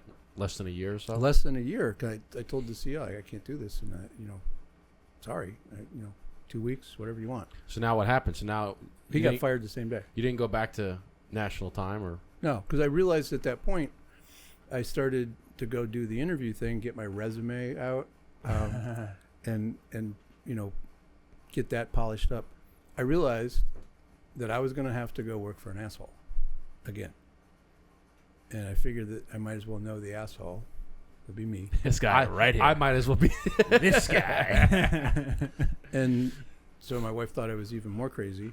Like, you're going to go start what and do what? Yeah. Right? And I'm like, yeah, I got all this IP in my head, and I just need to get it out and help people. Okay, I'll do it. And, I How had long ago was that? 16. 2016. 10 years ago. Nice. So has it been 10 years? Have you celebrated 10 years now? It'll be 10 years in November. Wow. Congratulations. Cheers to that. Thanks. I assume that it's going very well if you stuck with it for 10 years. Yeah, I mean, it's a ride, just like anything else. You have better years than you do other years, but I'm unemployable at this point in my life, right? I couldn't go work for somebody. Working with certain clients is a challenge. So Helix, am I saying it correctly? Helix? Yes. So you come into an organization and help a sales force sell better, or no? Yeah, it's in a very general sense. That's what happens. Yeah. Right. So I'll work with a CEO of a distribution or construction company. Typically, they're running EOS, right? It's What's that? Entrepreneurial Operating System. It's a it's a way for a company to run their company, to have communication, to have meetings. Gino Wickman started it, I don't know, 20 years ago. So there's probably 300,000 companies using it. And it's a great little system, but the reason I like working with CEOs that are using that is that they're trying to scale, they're trying to get better, they're looking for advantages in their market. It's called EOS. EOS. Entrepreneurial Operating System. Yeah, Gino's, you're like Gino's book is called Traction. You're like a Glengarry Glen Ross guy. You come in, no, ABC. That guy was an asshole. Always be. Well, you just said you're not going to work for an asshole. You might as well be the asshole. So But I'm a different kind of asshole than that. ABC, always be closing. Yeah. The leads are cold. Yeah. That I try to, like, that's the guy that everybody hates. Yeah. Right? Yeah. And not to say that the salespeople that I work with like me, don't care if they like me or not. I care that they respect me, right? Yeah. And I'm not looking to be their friend, but Exactly. to me, I have one kid he's probably 32, calls me every Friday afternoon when he's driving home from wherever, right? You know that thing that we talked about on Monday? Yeah, it worked. I know it did. Yeah. Why are you so surprised? It's been like a year and a half, and you're still surprised that the stuff I ask you to do, you do it, you execute it, it works. Yeah. Right? So it's not me, it's you. You did it. Right? So pat yourself on the back. But it was like, like, I'm going to close this deal. Yeah, that's the goal. That's the idea. You Yeah. did it. Yeah. I didn't do anything. I just put an idea into your brain, and Yeah. you So- watered it. But I just planted the seed. You watered it. You did everything. You got the sale. He You're executed. the horse. I brought you to water, and you drank it. But it's a good one. You said that. It reminds me of very famous movie. There's a movie called Miracle. Hmm? Okay, have you seen it? It's about the United States 1980 Olympic hockey team. Yeah, I was there for the original. You were at the game? No, but I was alive during that. I was gonna say, dude, would have loved to. Yeah, I'm a big hockey fan, so I'm bringing up a hockey reference. But there's a scene from Herb Brooks, played by Russell Crowe? Russell, No, Russell Kent. it's on the tip of my tongue. Doesn't no, it's not Kurt Russell. Russell. Thank Kurt you, Russell. Kurt Russell. Yeah. very Who famous was scene Who where was he married to? Or not? Actually, they're not married. The blonde chick. the blonde She chick. was blonde. Goldie Hawn. Yeah. Yeah. They were actually did together a movie called Overboard. They did Yes. a movie together, and they did Christmas Chronicles together. the And two of who's them. their daughter? I don't know. That one you got to look up. Kurt Russell and Goldie Hawn. Who's their daughter? Russell's daughter. All right. Keep Goldilocks. going. Keep Doesn't going. matter. There's a scene in that movie when the coach meets the team for the first time, and he's walking down. He says, "I'm your coach." He goes, "I'm not your friend. If you need one of those, take it up with Doc or the other guy." He's like, "You can call me coach, and that's it." And he goes, "And if you give me 99%, you're gonna make Kate Hudson. Kate Okay. Hudson. Oh, that makes okay. They look Yeah, alike. He goes, if you give me 99% effort, you're gonna make my job a hell of a lot easier. He goes, if you give me 100%, we'll go all the way. But he basically says, I'm not your friend. I'm your coach. He goes, I don't care how you feel about me. And then he proceeds to Run them ragged. run him ragged, and the players start to like hate his guts in the beginning. And they ask the doc, the assistant asks the doc, like, have you ever seen the coach do this with other players? He goes, no, I've never seen it. This is new. And he's like, but I'll tell you something. He goes, Herb has a reason for everything that he does. And the assistant says, well, if he keeps doing this, he's going to have a team that hates his guts. And the doc says, well, maybe if they hate his guts, they won't have time to hate each other. Because they're from all different colleges throughout the country, and they kind of had butt heads in the beginning. Yeah. But Herb Brooks is not, he's trying to get them to work as a unit. He's like, you guys are not playing for your colleges, you're playing for the United States. We're a team. So when he says that, the assistant coach, like, a light bulb goes off. He's like, oh, shit. Like, so that along the lines, like, I'm not your friend. I'm not here to be your friend. I'm here to be your coach. I'm going to coach you to be the team that you can be. And that's your line. Is like, when you step in, I'm not here to be your friend. I don't care how you feel about me. I'm telling you, I'm coaching you. These are the things you must be doing. And if you do these, you will be successful. And then they do them. They're successful. They call you up and they go, I can't believe it worked. You go, yes. But it's them, right? If they put in the 100% effort, like Brooks said, they're the ones that are going to reap the benefits out of it. I mean, sure, he, won a gold medal when they shouldn't have been there, right? But then we did it again, 2026. That was. So let me ask you this Amazing. question. Rangers or Islanders? I'm a Ranger fan. Okay, good. Thank So you own a sales development company, right? You Yeah. help salespeople get better. Now, in the day and age, I'm sorry, I keep having smoke in my eye. I know. I opened it to try to get some of the. It cleared up a little bit because it was a little smoky. In the day and age of digital books, courses, gurus, how do you feel about the exorbitant amount of sales gurus out there today? How honest are we? Very be honest as can be. Don't sugarcoat anything. It's They're a guru because they get people's attention. Usually, if the guru is telling you to do X, do Y. Do something completely opposite, right? Cold calling's dead. Email works, right? All of the punchlines that they try to get you on. Yeah. I mean, there's not everybody, but most of the ones that we're thinking of. I just can't believe. Again, people are very impressionable. Us, obviously, very young people. But like, you have a young kid, and he said, I made $1 million in 1 month. Find my course, and I'll get you to do the same thing. everybody's got a course. Yeah, everyone's got it, and it's like, I wouldn't feel, and I've learned this the hard way because I didn't follow a guru, but my first job door to door, I was like a multi-level marketing company, a third-party marketing for Verizon. I sold Verizon Fios. And the person who ran my office, I was 22 at the time, the person who, quote, ran the office was like 24. And I was like, this kid can do it. I can do it. Sure. So I always call it the poor man's Wolf of Wall Street because my first interview, it was like in an industrial area in Deer Park in Long Island. Go on an interview, and we go on an interview with like 4 or 5 different guys, and we go outside and we sit on a bench in the middle of the winter, and we're interviewing, and they're talking about, the marketing. And I'm like, what the fuck is this? And all I know is at the end of the interview, they're like, all right, man, you got the job. Congratulations. And I was like, what the fuck? What job did I just get? Right. And so he like, next week come back in a suit and sneakers. And I was like, why don't I need sneakers? He's like, well, you're going to go door to door. And I was like, what the hell did I just get into? So I go there, and I open the sales practice floor. It was just the next room over. But you had guys practicing their pitch.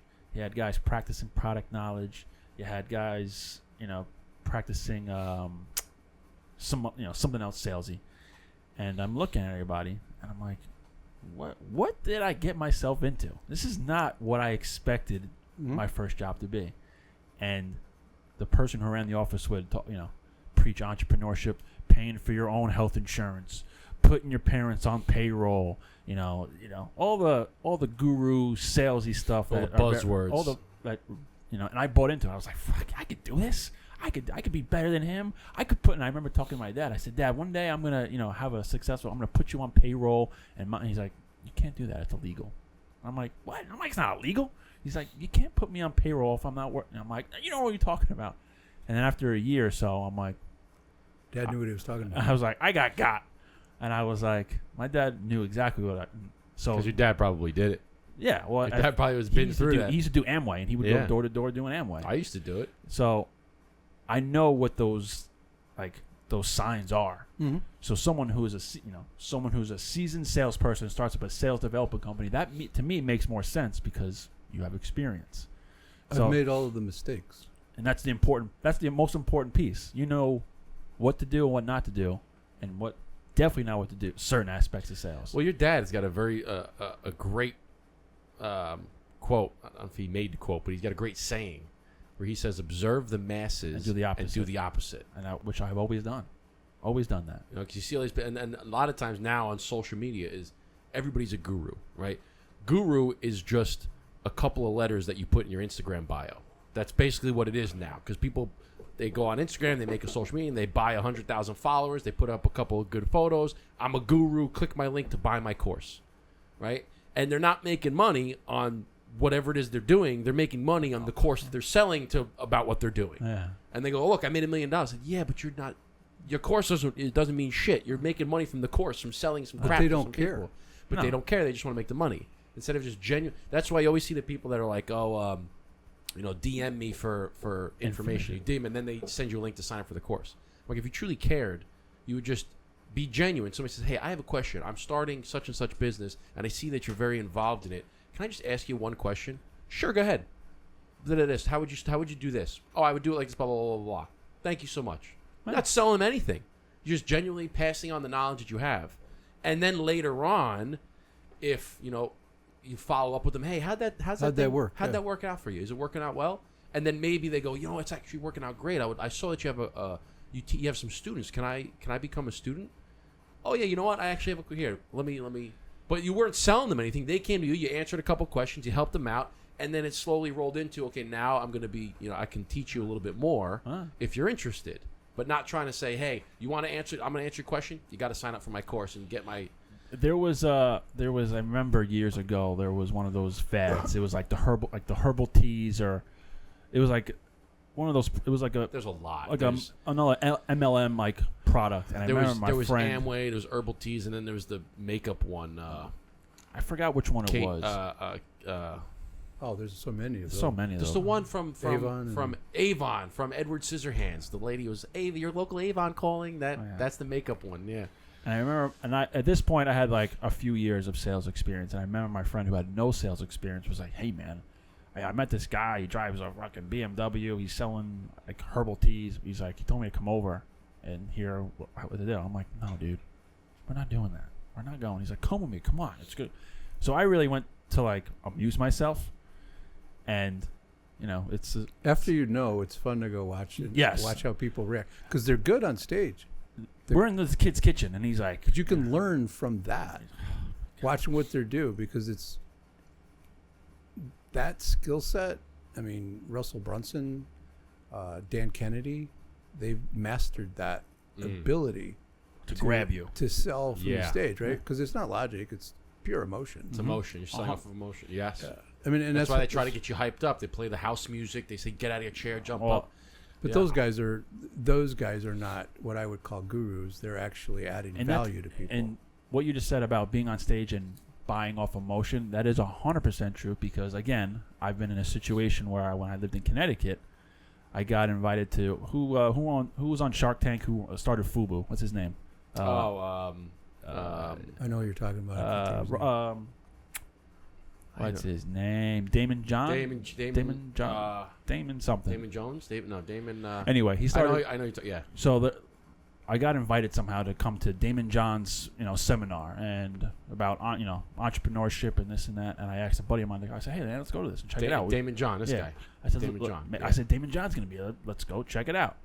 It was in Hartford, Connecticut. Damon John wasn't there. It was like his entourage, and they're talking about. I forgot what they were talking about. Something about setting up certain accounts and putting money in there and starting a business and blah, blah. And to me, I'm like, oh, it sounds great. And at the end of it, like, I felt like I learned. And they're like, all right, at the end of the event, come back to us. For $5,000, you can get access to this, or $10,000, you get access to Damon John.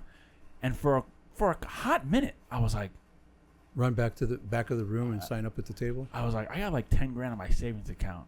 Maybe I should do this. I was thinking about it, and I'm like, no.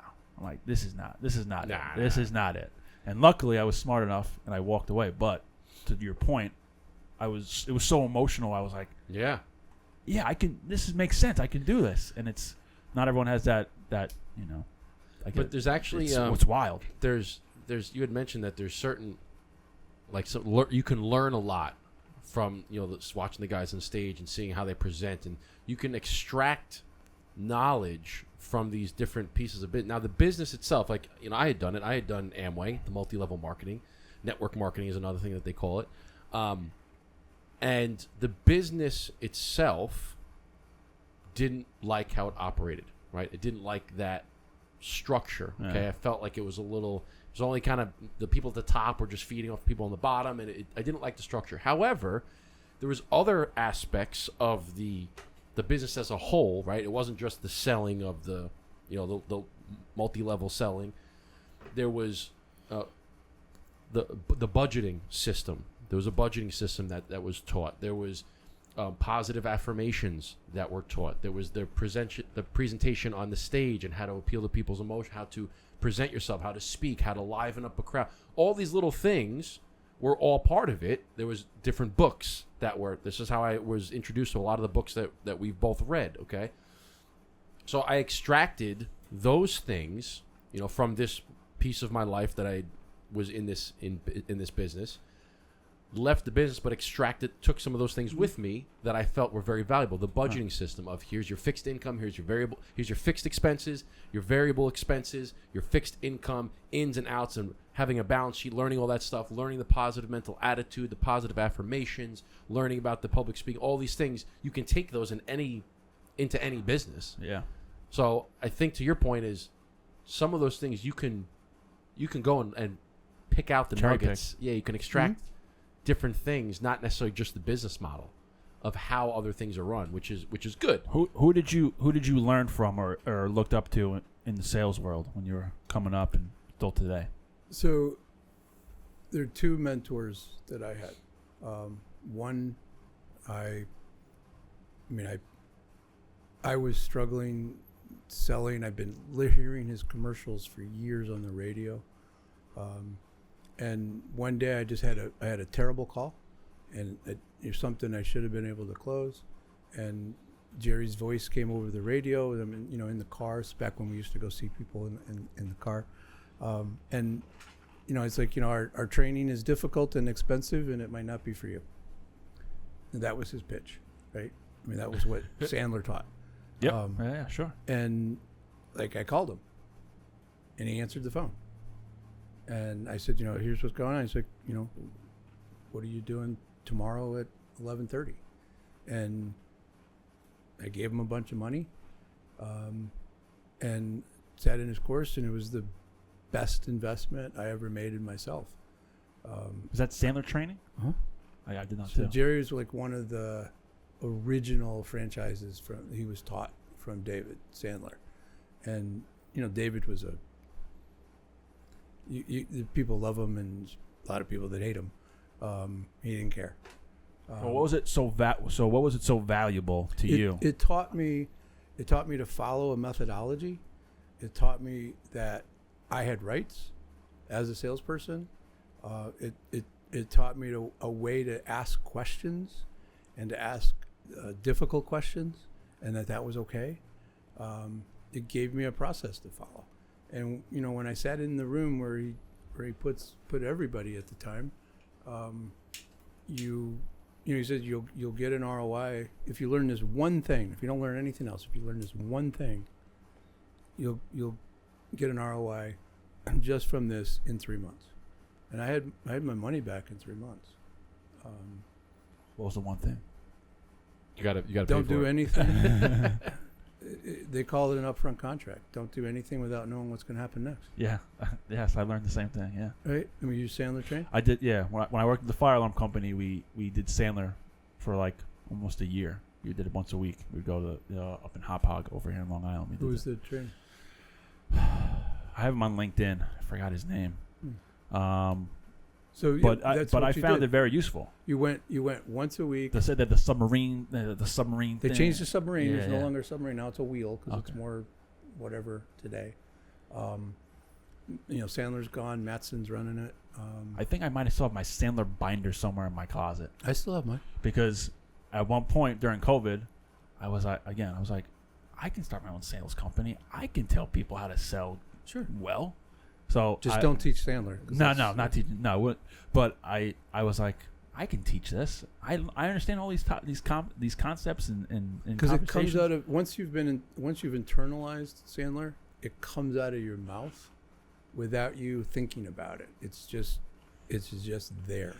There's right? one thing from Sandler, and it's so stupid that I still use today when it's like someone asks you for help or someone to get an email like, hey, can you? I'm thinking about doing this, or can you do this for me? And I don't know why. The one person was like, always respond to saying, hey, Justin, can you help me, put together our program? And, I don't know if I can pay you right now, but I really need your help. And sure, happy to do that for you.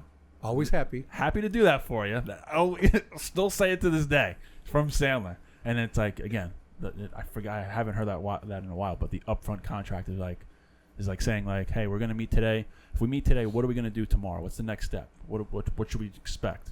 As opposed to saying, all right, see you tomorrow. And it's like, I don't know what to expect from tomorrow.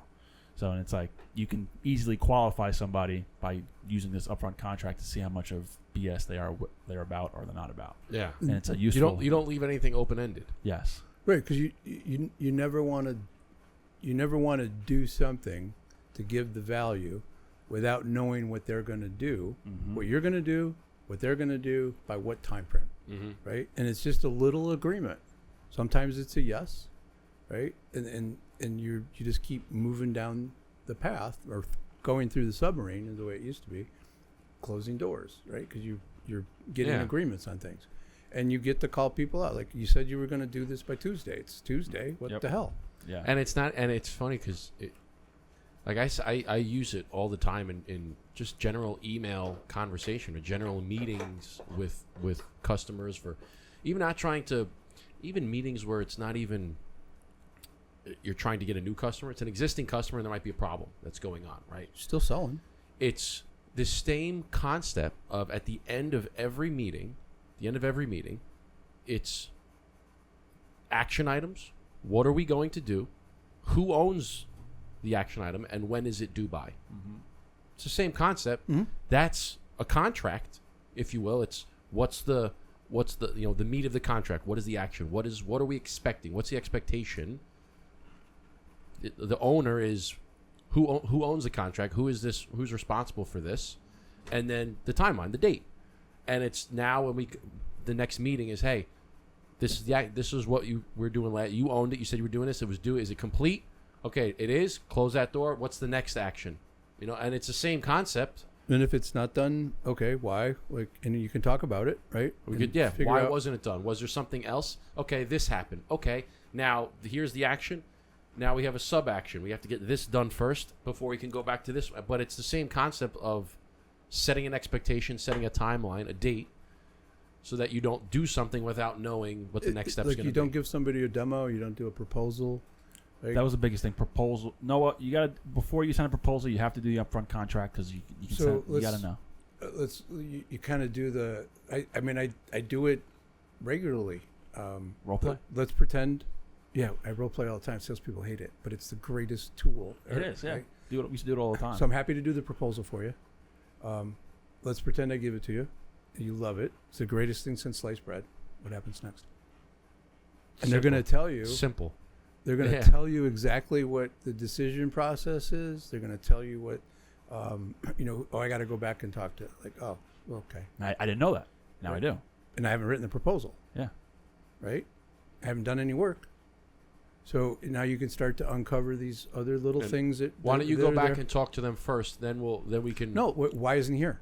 Yeah. Why don't we bring him to the next meeting? Is he in the office? Could we bring him over? Could we go get him? Right, literally, that's what I was taught. And that's finding out who's the balls to do that. The key decision maker, because some people are not decision makers, and we always try to pretend to be. In our, in my industry, it's always the buzzword is, can we get a meeting with key decision makers? Because we don't want to have to go through multiple. Can we go? Who's making the decision ultimately? And that's your point. Who else cares about this? Right? Yeah. And I have to talk to so and so. Can we get so and so on the line? Can we have a meeting? Because I want to. If he's going to make the ultimate decision, let's talk with him. Because you regurgitating what I'm telling you isn't going to be the same. What I tell them is you're not as good at selling this as I am, so I'm going to need to help you. Yeah. Right. So let's talk about key decision maker. What does he care about? Right. And you do all the homework, and then you get him in the room. Right. You get the download on him. Why don't I save you the time? Let me talk directly and sell directly to him, as opposed to me telling you telling somebody, you telling somebody. The other thing that I learned from Jerry was no is my second favorite answer. And I'd rather have a no than, well, let me think about it. Yeah. Because when I get what I think about it, shit. I mean, I'll say it that in the meeting, and they'll be like, what's wrong? Yeah. Well, when I get I need to think about it, I screwed up someplace. So can we go back? Right? Yeah. It should be a yes or a no. Right. I mean, and sometimes it's like I didn't do something well enough, because they need to think about. Okay, well, let's go back. What do you think? What do you got to think about? Exactly. What do you need to think about? I've heard people say, I I got to think about it. Well, usually it's not what you have to think about. It's usually you don't have enough information. So what are we missing? Yeah. What are we missing? What did I not cover? Because you're not going home eating dinner saying, I need to think about the proposal more. Exactly. The I need to think about it is that's a scapegoat. That's a scapegoat. It's like what did I miss? What do you need to think about? Or do you have any concerns? What are you concerned about right now? When we used to go door knocking, we used to call them cows. Can't operate without spouse. Yeah. All the time. Yeah, that's that when you're but Sandler used to say if you're doing living room closing, right? Like where you're closing insurance in life insurance in the living room, 100% closing. Right? Because you're in the house, you just don't leave until you get to yes. Right? So I mean, he was being somewhat facetious. That could be called trespassing. They've invited you in. But I mean, and you don't take anything with you. Right, that was the other big thing that they're taught. You don't take all of your demo sheets, your Leave it. plan. Like, no. Leave it. Right, what is it that you need to cover? Right, what are you looking for? Right, and you're just it's asking enough questions, asking tough questions, asking the difficult questions. And how do you know you've asked a good question? They'll say that's a good question, or And that's then, a tough one. And then at that point, I always shut up and let them. Yeah, I always shut up. One of the things that I actually took away from the Amway business was before you sell, like, and we kind of touched on it earlier, is solving a problem for somebody is finding their pain point. Mm-hmm. What is it that they are concerned about the most? What is the problem? What is their biggest problem that they're trying to solve? What's the thing that pains them the most in whatever the situation is? And that's when you ask the question and go, you know what, it's a really good question, or like, you know what, that's what I don't know at this point. That's what I've been trying to. Now you figured out, okay, it's not all of this. It's not all of this. We've narrowed it down. This is the most important thing to whoever you're talking to. This is their pain point. This is what they're trying to solve. And then you can shut up and listen. Tell me about that. What are your concerns about this right here? And that's when all the information will come out. Then you can close it. But that's asking those questions and navigating the conversation to find out what is that one thing. Yeah, it's usually a good sign of a meeting when they're talking more than you're talking. Because when I was younger, when I would be talking way too much, I'm like, You're out of control. Yeah, like, fuck, I can't shut the fuck up. You gotta let them. I don't know what I'm fucking doing. I'm going off the fucking rails. Because you get nervous sometimes, yeah. Especially when you're younger. I mean, when I was in New York, I'm 24, 25 years old, going to a CFO of a Fortune 500 company, and I don't usually talk about this, but when I moved to New York, everybody in my family still calls me. A lot of my friends from college call me Wally, right? That's how my name's Walter, but I became Walter when I was 25 years old in New York, saying I can handle your multi-million-dollar real estate transaction. And my name's Wally, right? It didn't land well, right? So I elevated the name just to as an illusion, and it's stuck. Yeah, it's like a lot of nicknames that have like a Y at the end of, like a Billy, Bobby. a Billy or Timmy or a Bobby. They change it to Bill or William, or Tim, or Bobby, Robert. Like they change it because it sounds stronger than the E at the end. Sounds a little bit more casual than Sure. That's what a nickname is. Nickname is supposed to be casual. The nickname is not the formal way of saying it. Now after you've done business with the guys for a while and they start hanging out, you start developing a friendship. Nobody calls me Wally anymore except for my parents, my brother, and a couple of friends that have known me for 40 years. So, Wally, let me ask you this. I like Walter. Walter's a good name. I like It's Walter. an old guy name. I like Walter though. Remember the comedian that does all the puppets? I can't think of his name right now. He's a newer comedian or older comedian? No, he's an older older. comedian. He had the green guy. The green guy, but his first puppet was Walter. Oh, was it? I don't which know is his name. A grumpy Oh, old Jeff man. Dunham? I know the Jeff couple- Dunham. Jeff Dunham. Okay, yeah, I know. He's not, he's not like. He's relatively. He's been around for a while. Has he? Yeah. The only Walter. 20 years? The only Walter. Yeah. The only Wow. Walter I ever. I'm getting old. Well, I know. Okay, this is the Walter I know. 7th grade, middle school football. I don't remember his last name. His name was Walter. Biggest black kid I ever seen playing football with, and I was just a little kid.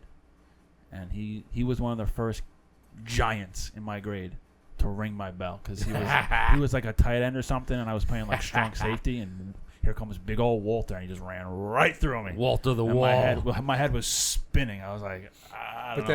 That name, that's what you associate the name with. That's the only other Walter I can think of besides you. I don't know. I can't think of any other Walter. That's from 7th grade. That was early 2000s. Wow. Isn't that wild? Yeah. So, now, we get to the fun stuff. Where do cigars come in? There it is. Where do cigars come in? There's the question. And how do you leverage cigars to leverage your business? By the way, we've been going for an hour and a half. That flew by. Flew by. Yeah, I feel like we didn't even get anywhere. It's when you get like 3 salespeople in a room, and you got a cigar in your hand. It's true.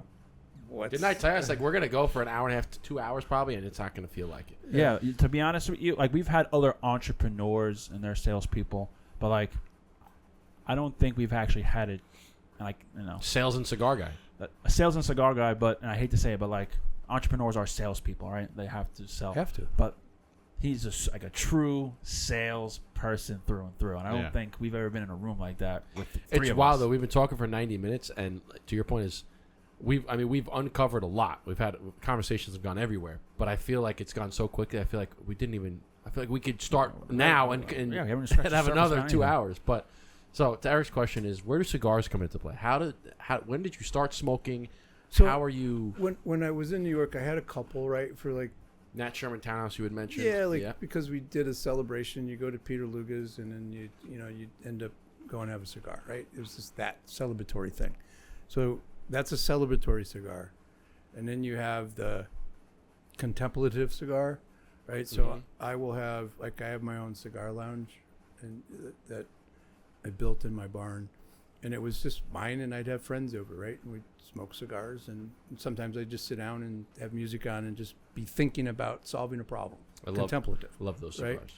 And then there's the social cigar, which is what my really first getting into cigars was on a golf cart, right? Because if you guys golf, I would assume. Yeah. I love it. Right. Yeah.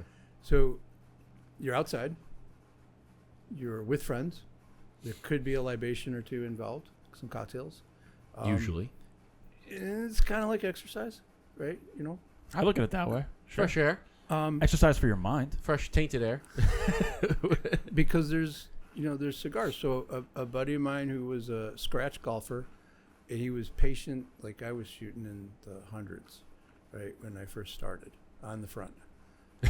On the front. And he was really, like, just pick up. You're the kind of guy that's like, if I get through a hole with the same ball, it was a good hole. So I have a funny joke about that. I'll so tell you we afterwards. would play golf, but he brought Rocky Patel's 1992s. Okay.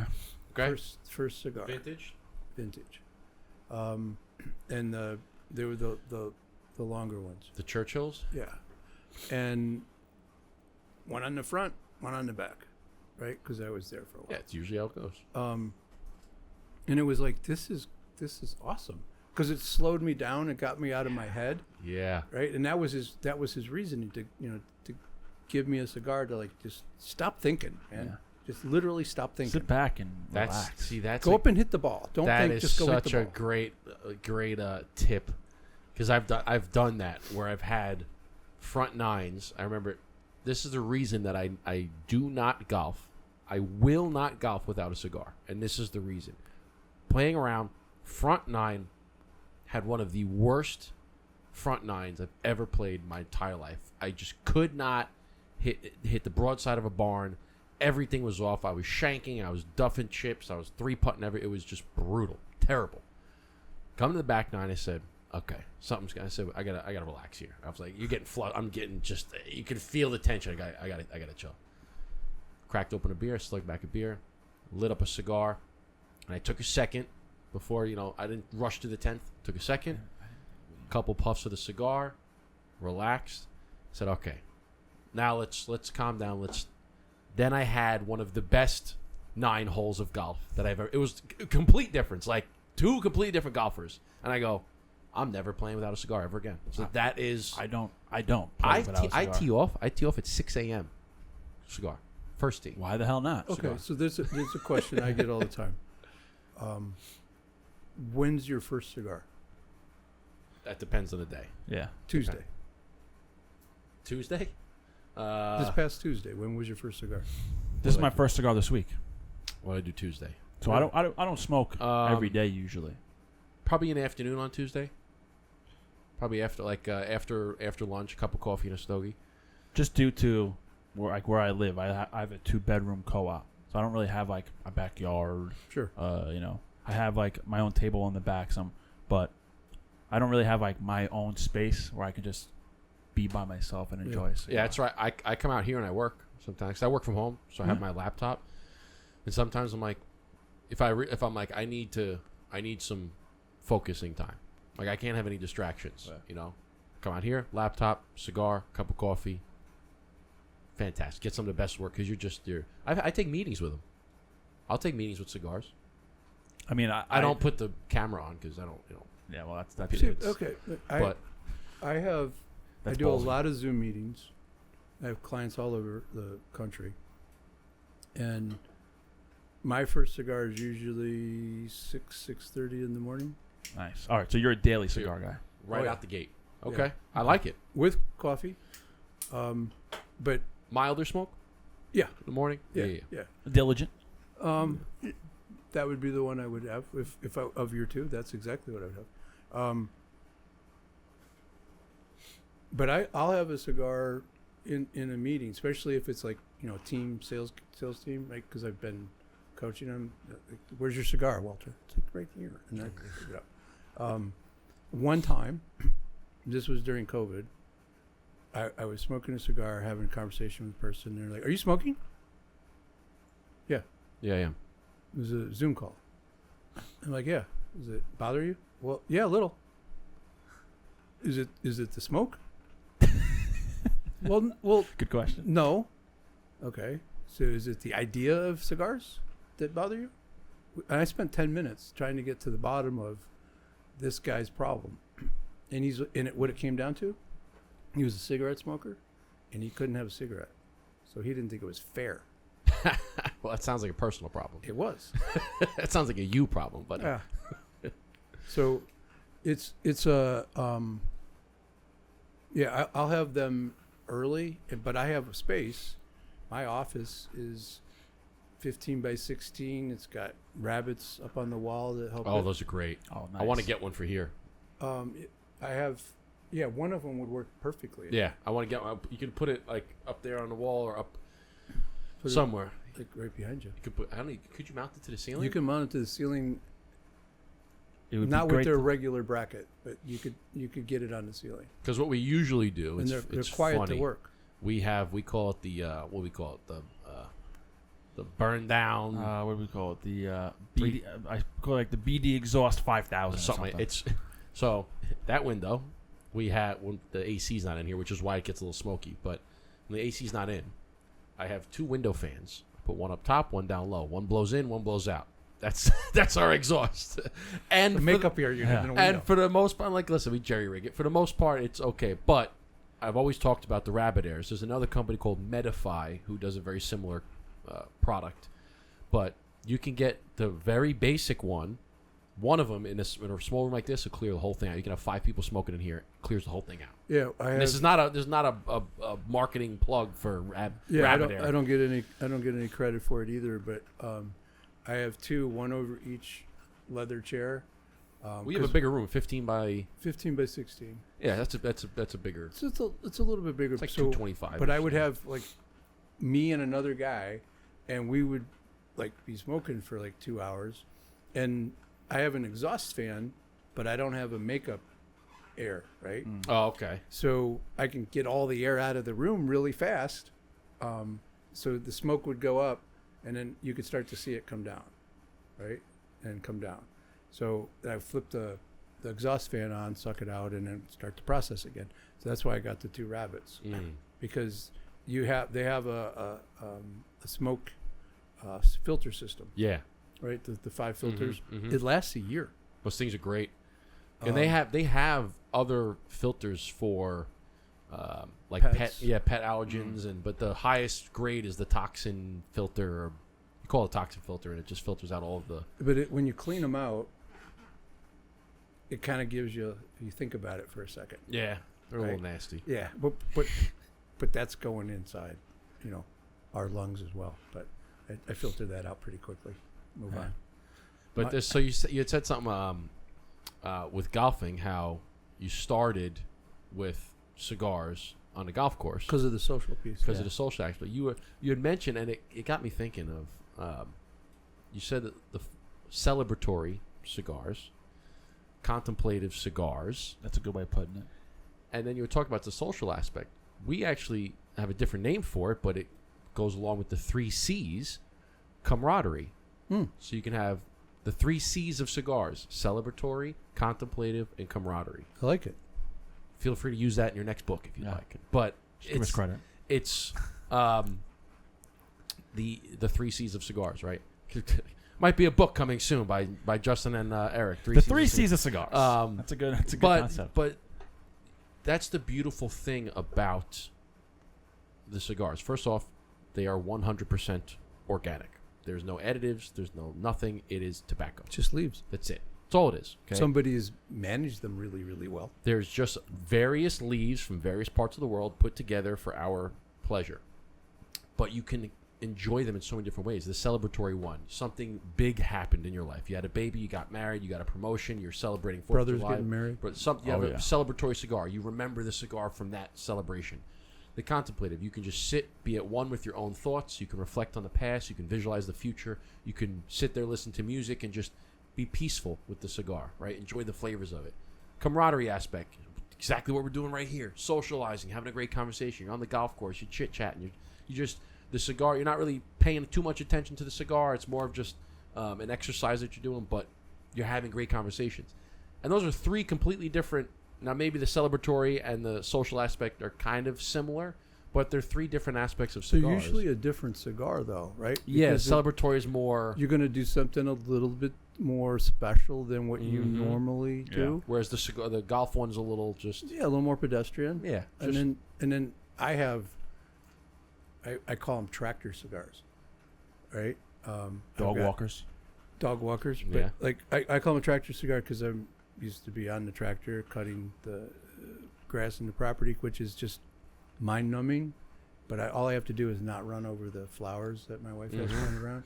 So it's just mind candy. I don't have to think. I can just go out. Do it. Something to do with your hands. Yeah. So I have the cigar that if I got a branch that smacks me in the face and the cigar goes flying, All right. it's a $6 cigar. It's not the end of the world. I have like pool cigars like that. I'm hanging out in the pool. I'm just Same idea. same idea. Cigar. I'm just hanging out with the boys. I'm listening to music. I'm talking. I'm moving around. Talking whatever. Gets a little wet. If it gets a little wet, it's okay. If I accidentally drop in the pool, okay, no big deal. So I'm not the only crazy person. I went out in the lake. I told you guys I was in the lake house, and I climbed down. I had a buddy over, and we climbed down the ladder off the dock into the lake, and I got a cigar in one hand and a beer in the other hand, and I'm smoking a cigar in the lake. Right. I got a little life jacket thing on. Right? Yeah. The ski ones, so I can stay afloat without not have to work that hard. Yeah. And he's like, "Are you really gonna take the cigar in the lake?" I'm like, "You didn't bring one, dude? They're up there. Go grab one." 100% taking it in the lake. Yeah. Why the hell not? And the worst of it, you get it about this far, and it's a little wet because your Now fingers here's are the wet. question. Say something happened, you slip and you fall. What do you save first? Beer or the cigar? I'll tell you a story.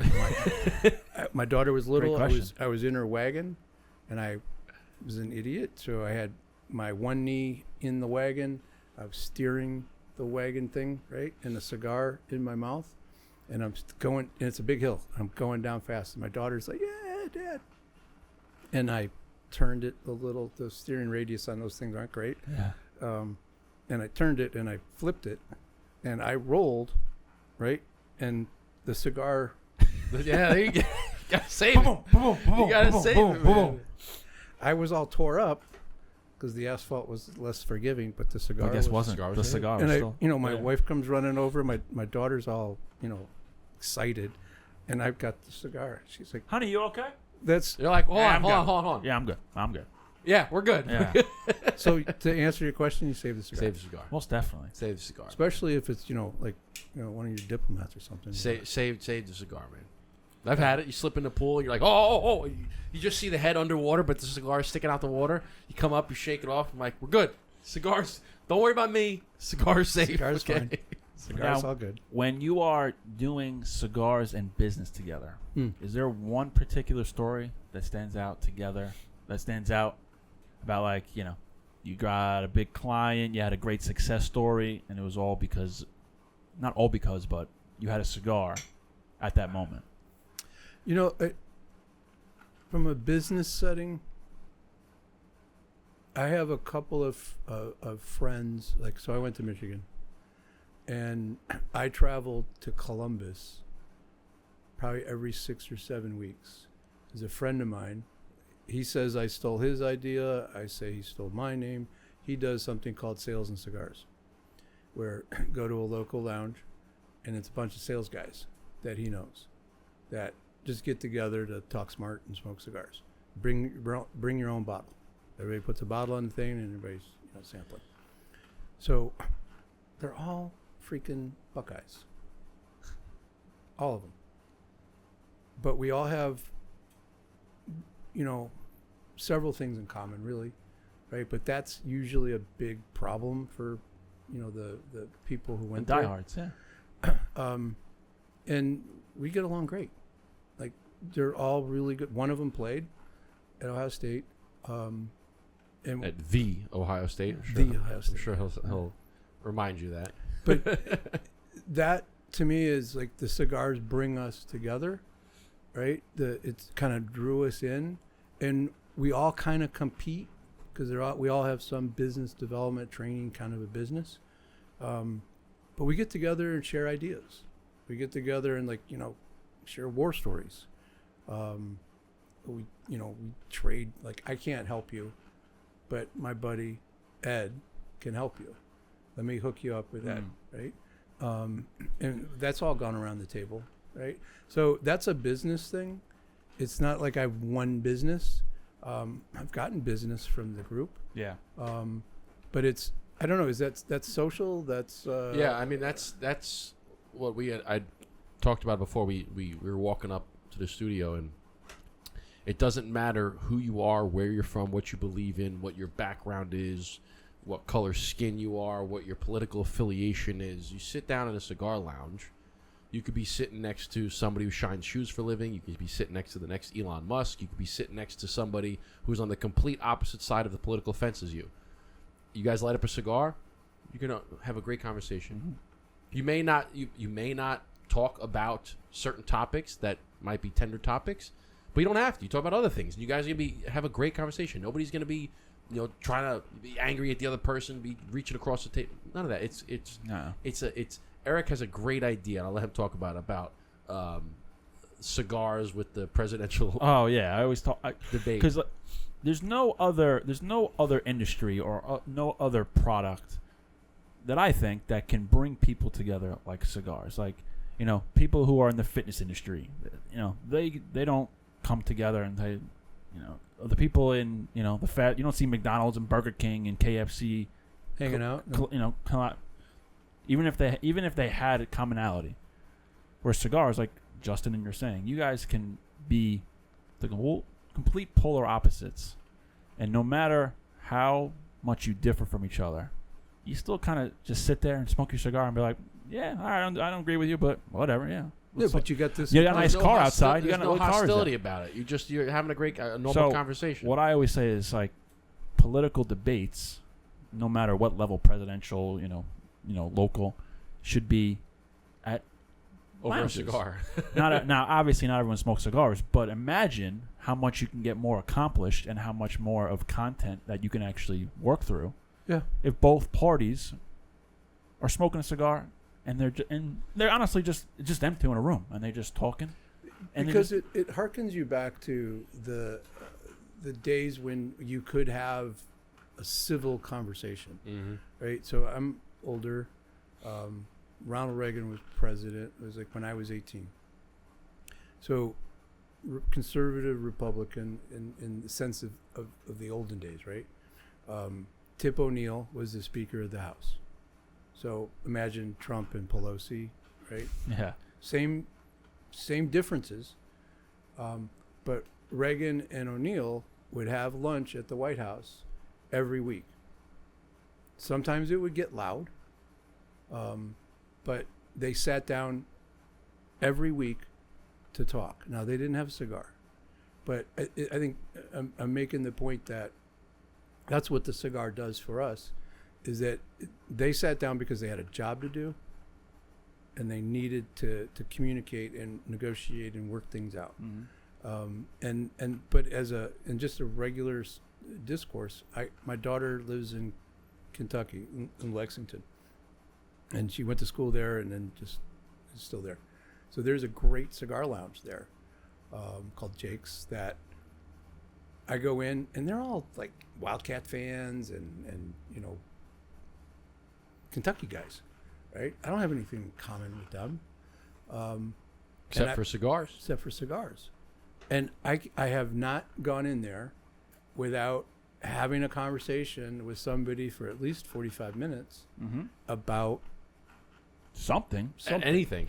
I mean, Michael Herklotz, we did an event and a podcast with Michael Herklotz Well, where we did at a cigar lounge.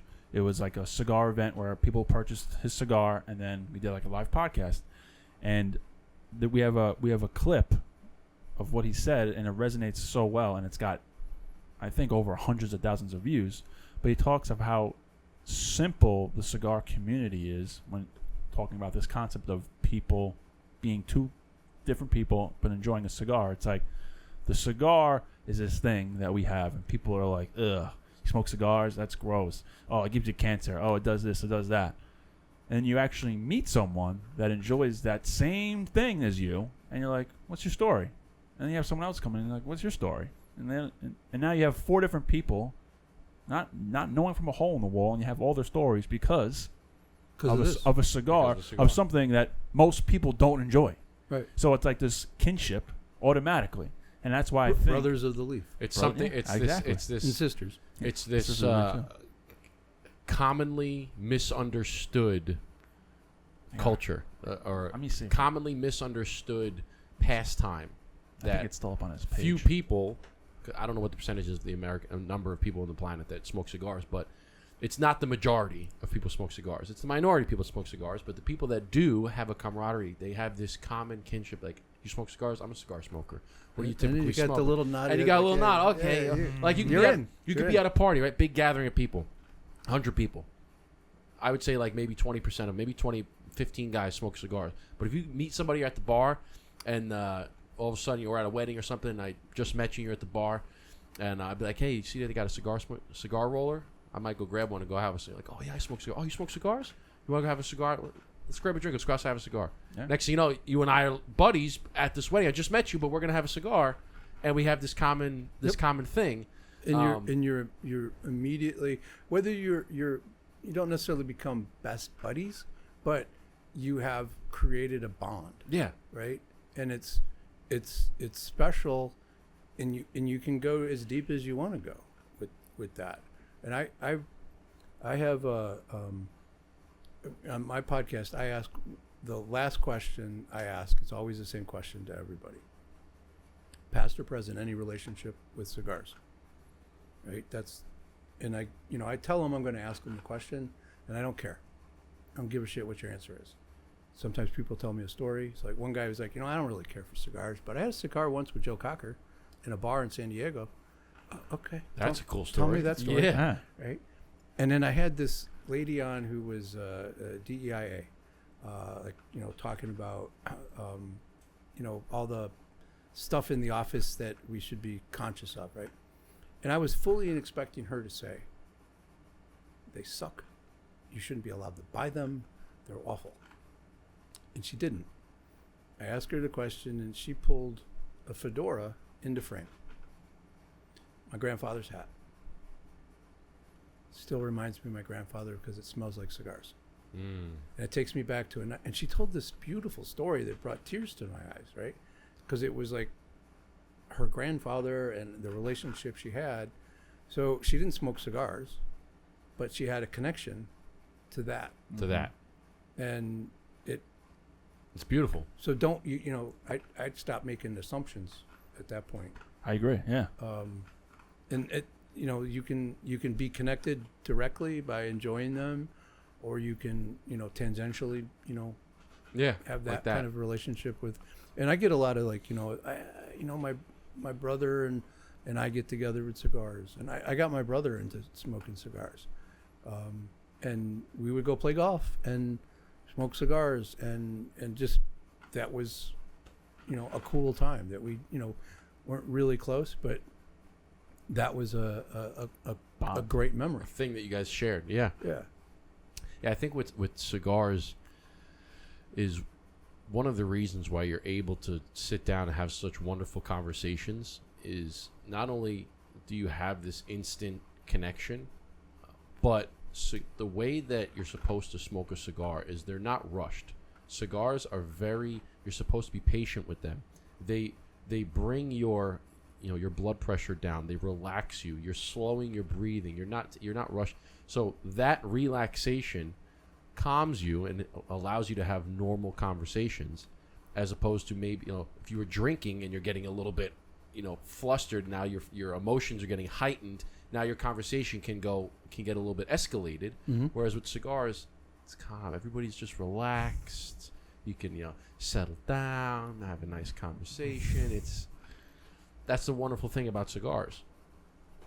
So what are we at here? We're coming up on 2 hours.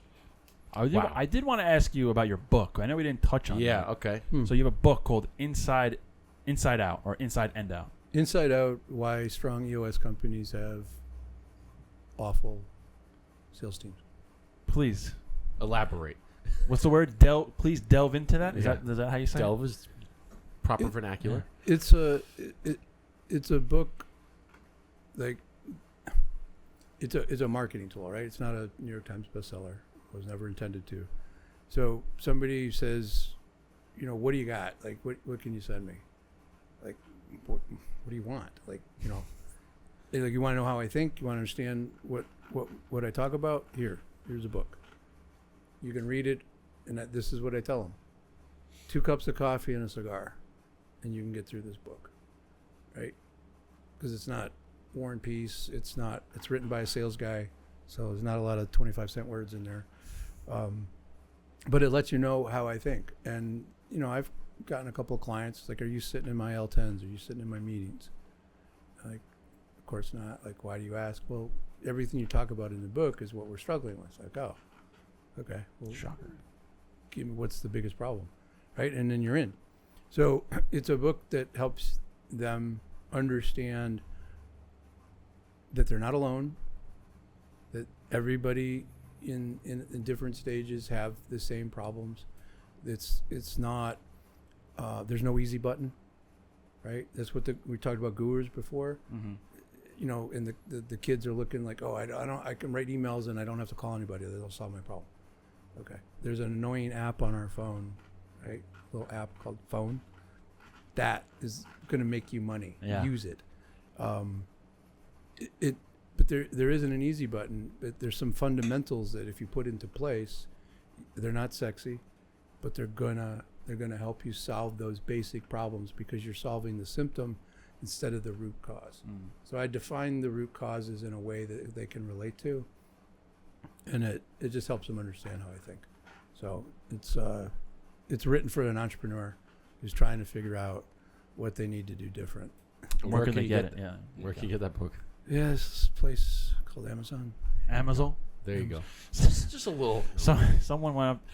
I think it's these exact shoes I'm wearing, right? I got them from Amazon. This girl comes up to me. She goes, "Wow, those are really cool shoes. Where did you get them?" I said, "It's a really fancy website called Amazon." And she's like, "What?" I said, "Amazon." She said, "Are you saying Amazon?" I said, "Yeah." She thought it was the funniest thing ever. But I'm like, "Yeah, they're $40 shoes from Amazon. They're nothing special." But yeah, I mean, you get everything on Amazon. But Can't talk to people on Amazon, but you can pretty much. Yeah. You could talk to a chat, an AI chatbot. Listen, Amazon gives you your money back if you're not happy with the product, so that's really all I care. Sometimes you don't even have to return the product. Sometimes they Sometimes you keep it, Yeah. and they give you your money back anyway. Yeah, they're like, you know what? It's better if we just give you the money and you just keep it. Well, they gave me a new product, told me to keep the old one, and then they gave me a credit, right? So I don't know. I felt bad, so I'm like, guys, and trying to give them money back. I tried. Yeah. I didn't. Look, you tried. That's all. It's all that matters. If you don't want it back, Jeff's doing okay. They're sure. like, we're $1 trillion company. We don't need your $40 back. Keep it. $10. Yeah. There's a $10 even product. better. But yeah, it's available there. I mean, we can. Amazon is available. I used it this morning to buy. My wife, we're at the house and like, we should power wash these steps. Your mom doesn't have a power washer. Okay. Amazon. And it'll be there when I get back to the lab tonight. You'll use it and then put it back in a box and return it. No. Yeah, well, I just went on vacation down to Florida, Marco Island, and I have a 2-year-old daughter, and then my 6-month-old niece came, so we needed a lot of baby stuff. So we ordered like everything that we needed for vacation through Amazon, and when we got there, it was already in the house. It was like perfect. We didn't have to carry a million things. Yep. How do you beat that? I did it. The convenience factor is Yeah. huge. We got people coming over this weekend. We have a full house, and we just did one of the rooms because we're going to have 2 girls that are coming over with my family, and they're 2 younger girls. I'm like, all right, we're going to put them in the same room. And I go, going to put some Amazon. Got 2 of those thick air mattresses, 2 of those. I need sheets. 2 things of sheets. We need 2 shelves. Shelves, put all on Amazon. I was like, put the shelves up. Looks great. Put the beds. They're going to use it. When they're done, put it back in a box. Yeah. Return. Yeah. It's like, 'cause I don't need both. I just need it temporarily while they're here. There's most likely going to be a real bed in there, but for now, like, done. Amazon shows up that day. Ordered it like 9 o'clock in the morning. Shows up 3 p.m. Can't beat it. It's unbelievable. So last question for you, Wally or Walter. It goes back to one of the questions that you asked your guests. Dead or alive, who would be one person that you haven't smoked a cigar with or have that you would like to either smoke a cigar again with or smoke a cigar for the first time with? Winston Churchill. Right out the gate. Bam. What would you talk about? What would you ask him? Oh, now that's a hard question. See that? Nice. I'm doing good. That's the right question to ask. So he did something. He was an orator, right? He gave a lot of speeches, and a lot of them were on radio. And he would spend 8 hours for every hour that he would speak. He would work on it for 8 hours. So Usually in the middle of the night. yeah, in the bathtub sometimes. Do you know that there's a cigar called the Winston Churchill Mm-hmm. by Davidoff? And they came out with another cigar called the Winston Churchill, the Late Hour. And the reason they named it is because he did most of his best work in the late hours of the night. Good cigar. 2 a.m., 3 a.m., smoking a cigar, writing his speeches in the bathtub. And he would work take breakfast in his bed and work. So to answer your question, I would just be a sponge around the discipline that he had around that, how he navigated, because he was able to see things early that were going to be a problem. And he was one of those guys who that didn't really care. As a politician, he didn't really care if people liked him, right? Because he was despised for a long time. Mm-hmm. He struggled financially for a long time. Like he had this beautiful estate, and his wife was like, "We can't afford cake and champagne at the level that you're consuming them, right? Keep your cigars, but you're not having cake and champagne unless somebody comes over." So he would be inviting people over all the time so he could have cake and champagne. So I think it would be like a lot about the history, how he was able to pick things up, but a lot of it would be about the discipline that he had, because he was creative too. He painted. He struggled with depression. So I think there's box of There's cigars. a lot to unpack with him. Yeah, I would don't think like. it would be a one cigar. I think it would be a multiple. Yeah, a couple cigars into the late hour. Yeah. Yeah, but that would be one question I would like to know, or like to hear him talk about, is like how he saw everything ahead of time around the world. Like how did you figure that out? How did you know that? Like what was going through your mind? What ticked you off at saying this He is was going to happen? a worldly guy. He'd been to war. He fought. He had an American mom and a British father. Like he was an interesting guy. Most definitely. One of the most famous, if not the most famous cigar smoker in history. That picture is a photograph of him with like a little scowl on his face. Yeah. Right. So the backstory of that photo was he had the cigar in his mouth and he was smoking it, and the guy was trying to get the right frame, right, because this was going to be an important photo, and the photographer just got pissed off and went and grabbed the cigar from him and took the photo and that was his expression. Like that scowl was like why the fuck did don't you do that? ever touch my cigar. Yeah. Well, he smoked like 10 a day, yeah. if not more. He smoked a lot. Mark Twain would probably be the other guy because he was a 12 guy. I've never hit 12. It's I've a hit lot. 10, but In a I've day? never hit 12. Nah, I think the most I ever smoked is like 4 in a day. I might have done Cigar Fest days, maybe done like 6 or 7. Yeah, But it's also it's tough because would you consider like a dog walker, like a 30-minute smoke? Would you consider that a cigar? Yeah, I would. Yeah, absolutely. Because I've had I was on just on the lake this past weekend when I went out on the kayak, went fishing, and I had these little. You fish from a kayak? My buddy's got a nice rigged. like a rigged 2-person I kayak. see that all the time. It's great, man. We were catching some big largemouth. I don't get how people bass can do that in the middle of the ocean. That freaks me out. No, I'm not an ocean. No, fisher. I know you're not. But I'm just saying I've lake seen guy. like YouTube and stuff like that. People like out in the middle of the sea in the little kayak. He's got a great setup, white. man. Chairs and everything. He's got like the fish finder kind of setup. He's got a great setup. Little two motors. He's got an electric one on the front. Yeah. Okay. And, That's what I see. There's a lake right by our house, and these guys are out there early in the morning. Mm-hmm. They got the thing in the back. It's like a chair. Yep. Mm-hmm. They got poles on either So side. he's got and then they're somehow figure out how to navigate out to the water. It's really cool. Crazy. So like you have these little ones. They're like 30-minute. I had gotten a pack because we were kind of testing some stuff out. They smoke really quickly, and you smoke. I'll go through 2 or 3 of them, like that, because you're out there for 2 hours. You smoke quickly. So I'm like, all right, that's 3 cigars. And you come back, you smoke one on the dock. That's 4.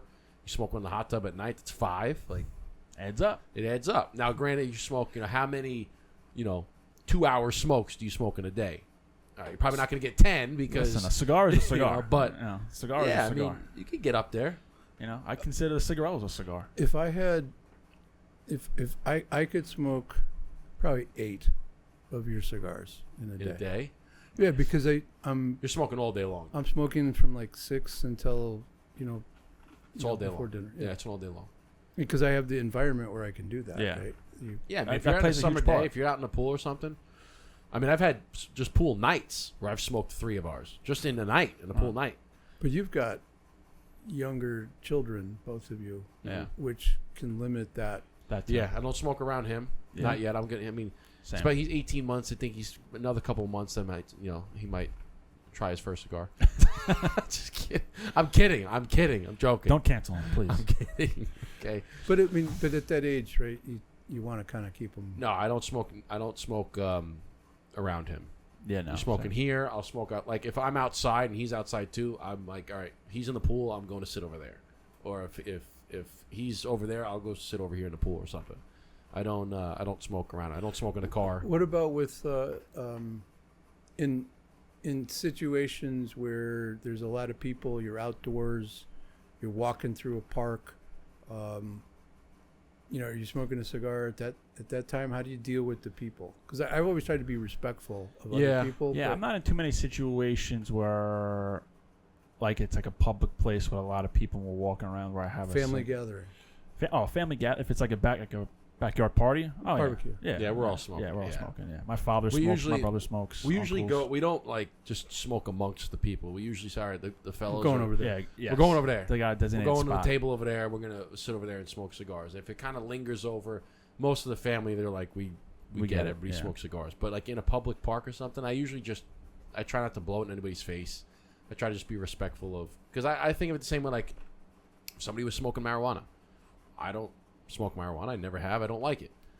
I would just, if you were smoking, I'm Be not going to say, respectful of that, hey, too. don't smoke it. You can do whatever you want, but just don't blow it right in my face. Yeah, it's the same Just thing. be respectful about it. Exactly. Have you ever had somebody complain on a golf course? No, never. Have you? Uh-huh. Really? Uh-huh. I'll tell you a funny story. I actually had somebody recently. I lit up a cigar. I was playing an outing. First hole, lit up a cigar. And guy I was playing with, just met him because it was an outing, so you get pieced together with teams. And he's like, man, that smells good. And I was like, do you want to have a whole bunch? He's like, nah, I don't smoke. I was like, oh, no, if you, like, he goes, no, thank you. I said, well, if you want, I have it. He goes, no, I don't smoke. He's like, but, because I love the smell of it. Can you like blow that in my direction, please?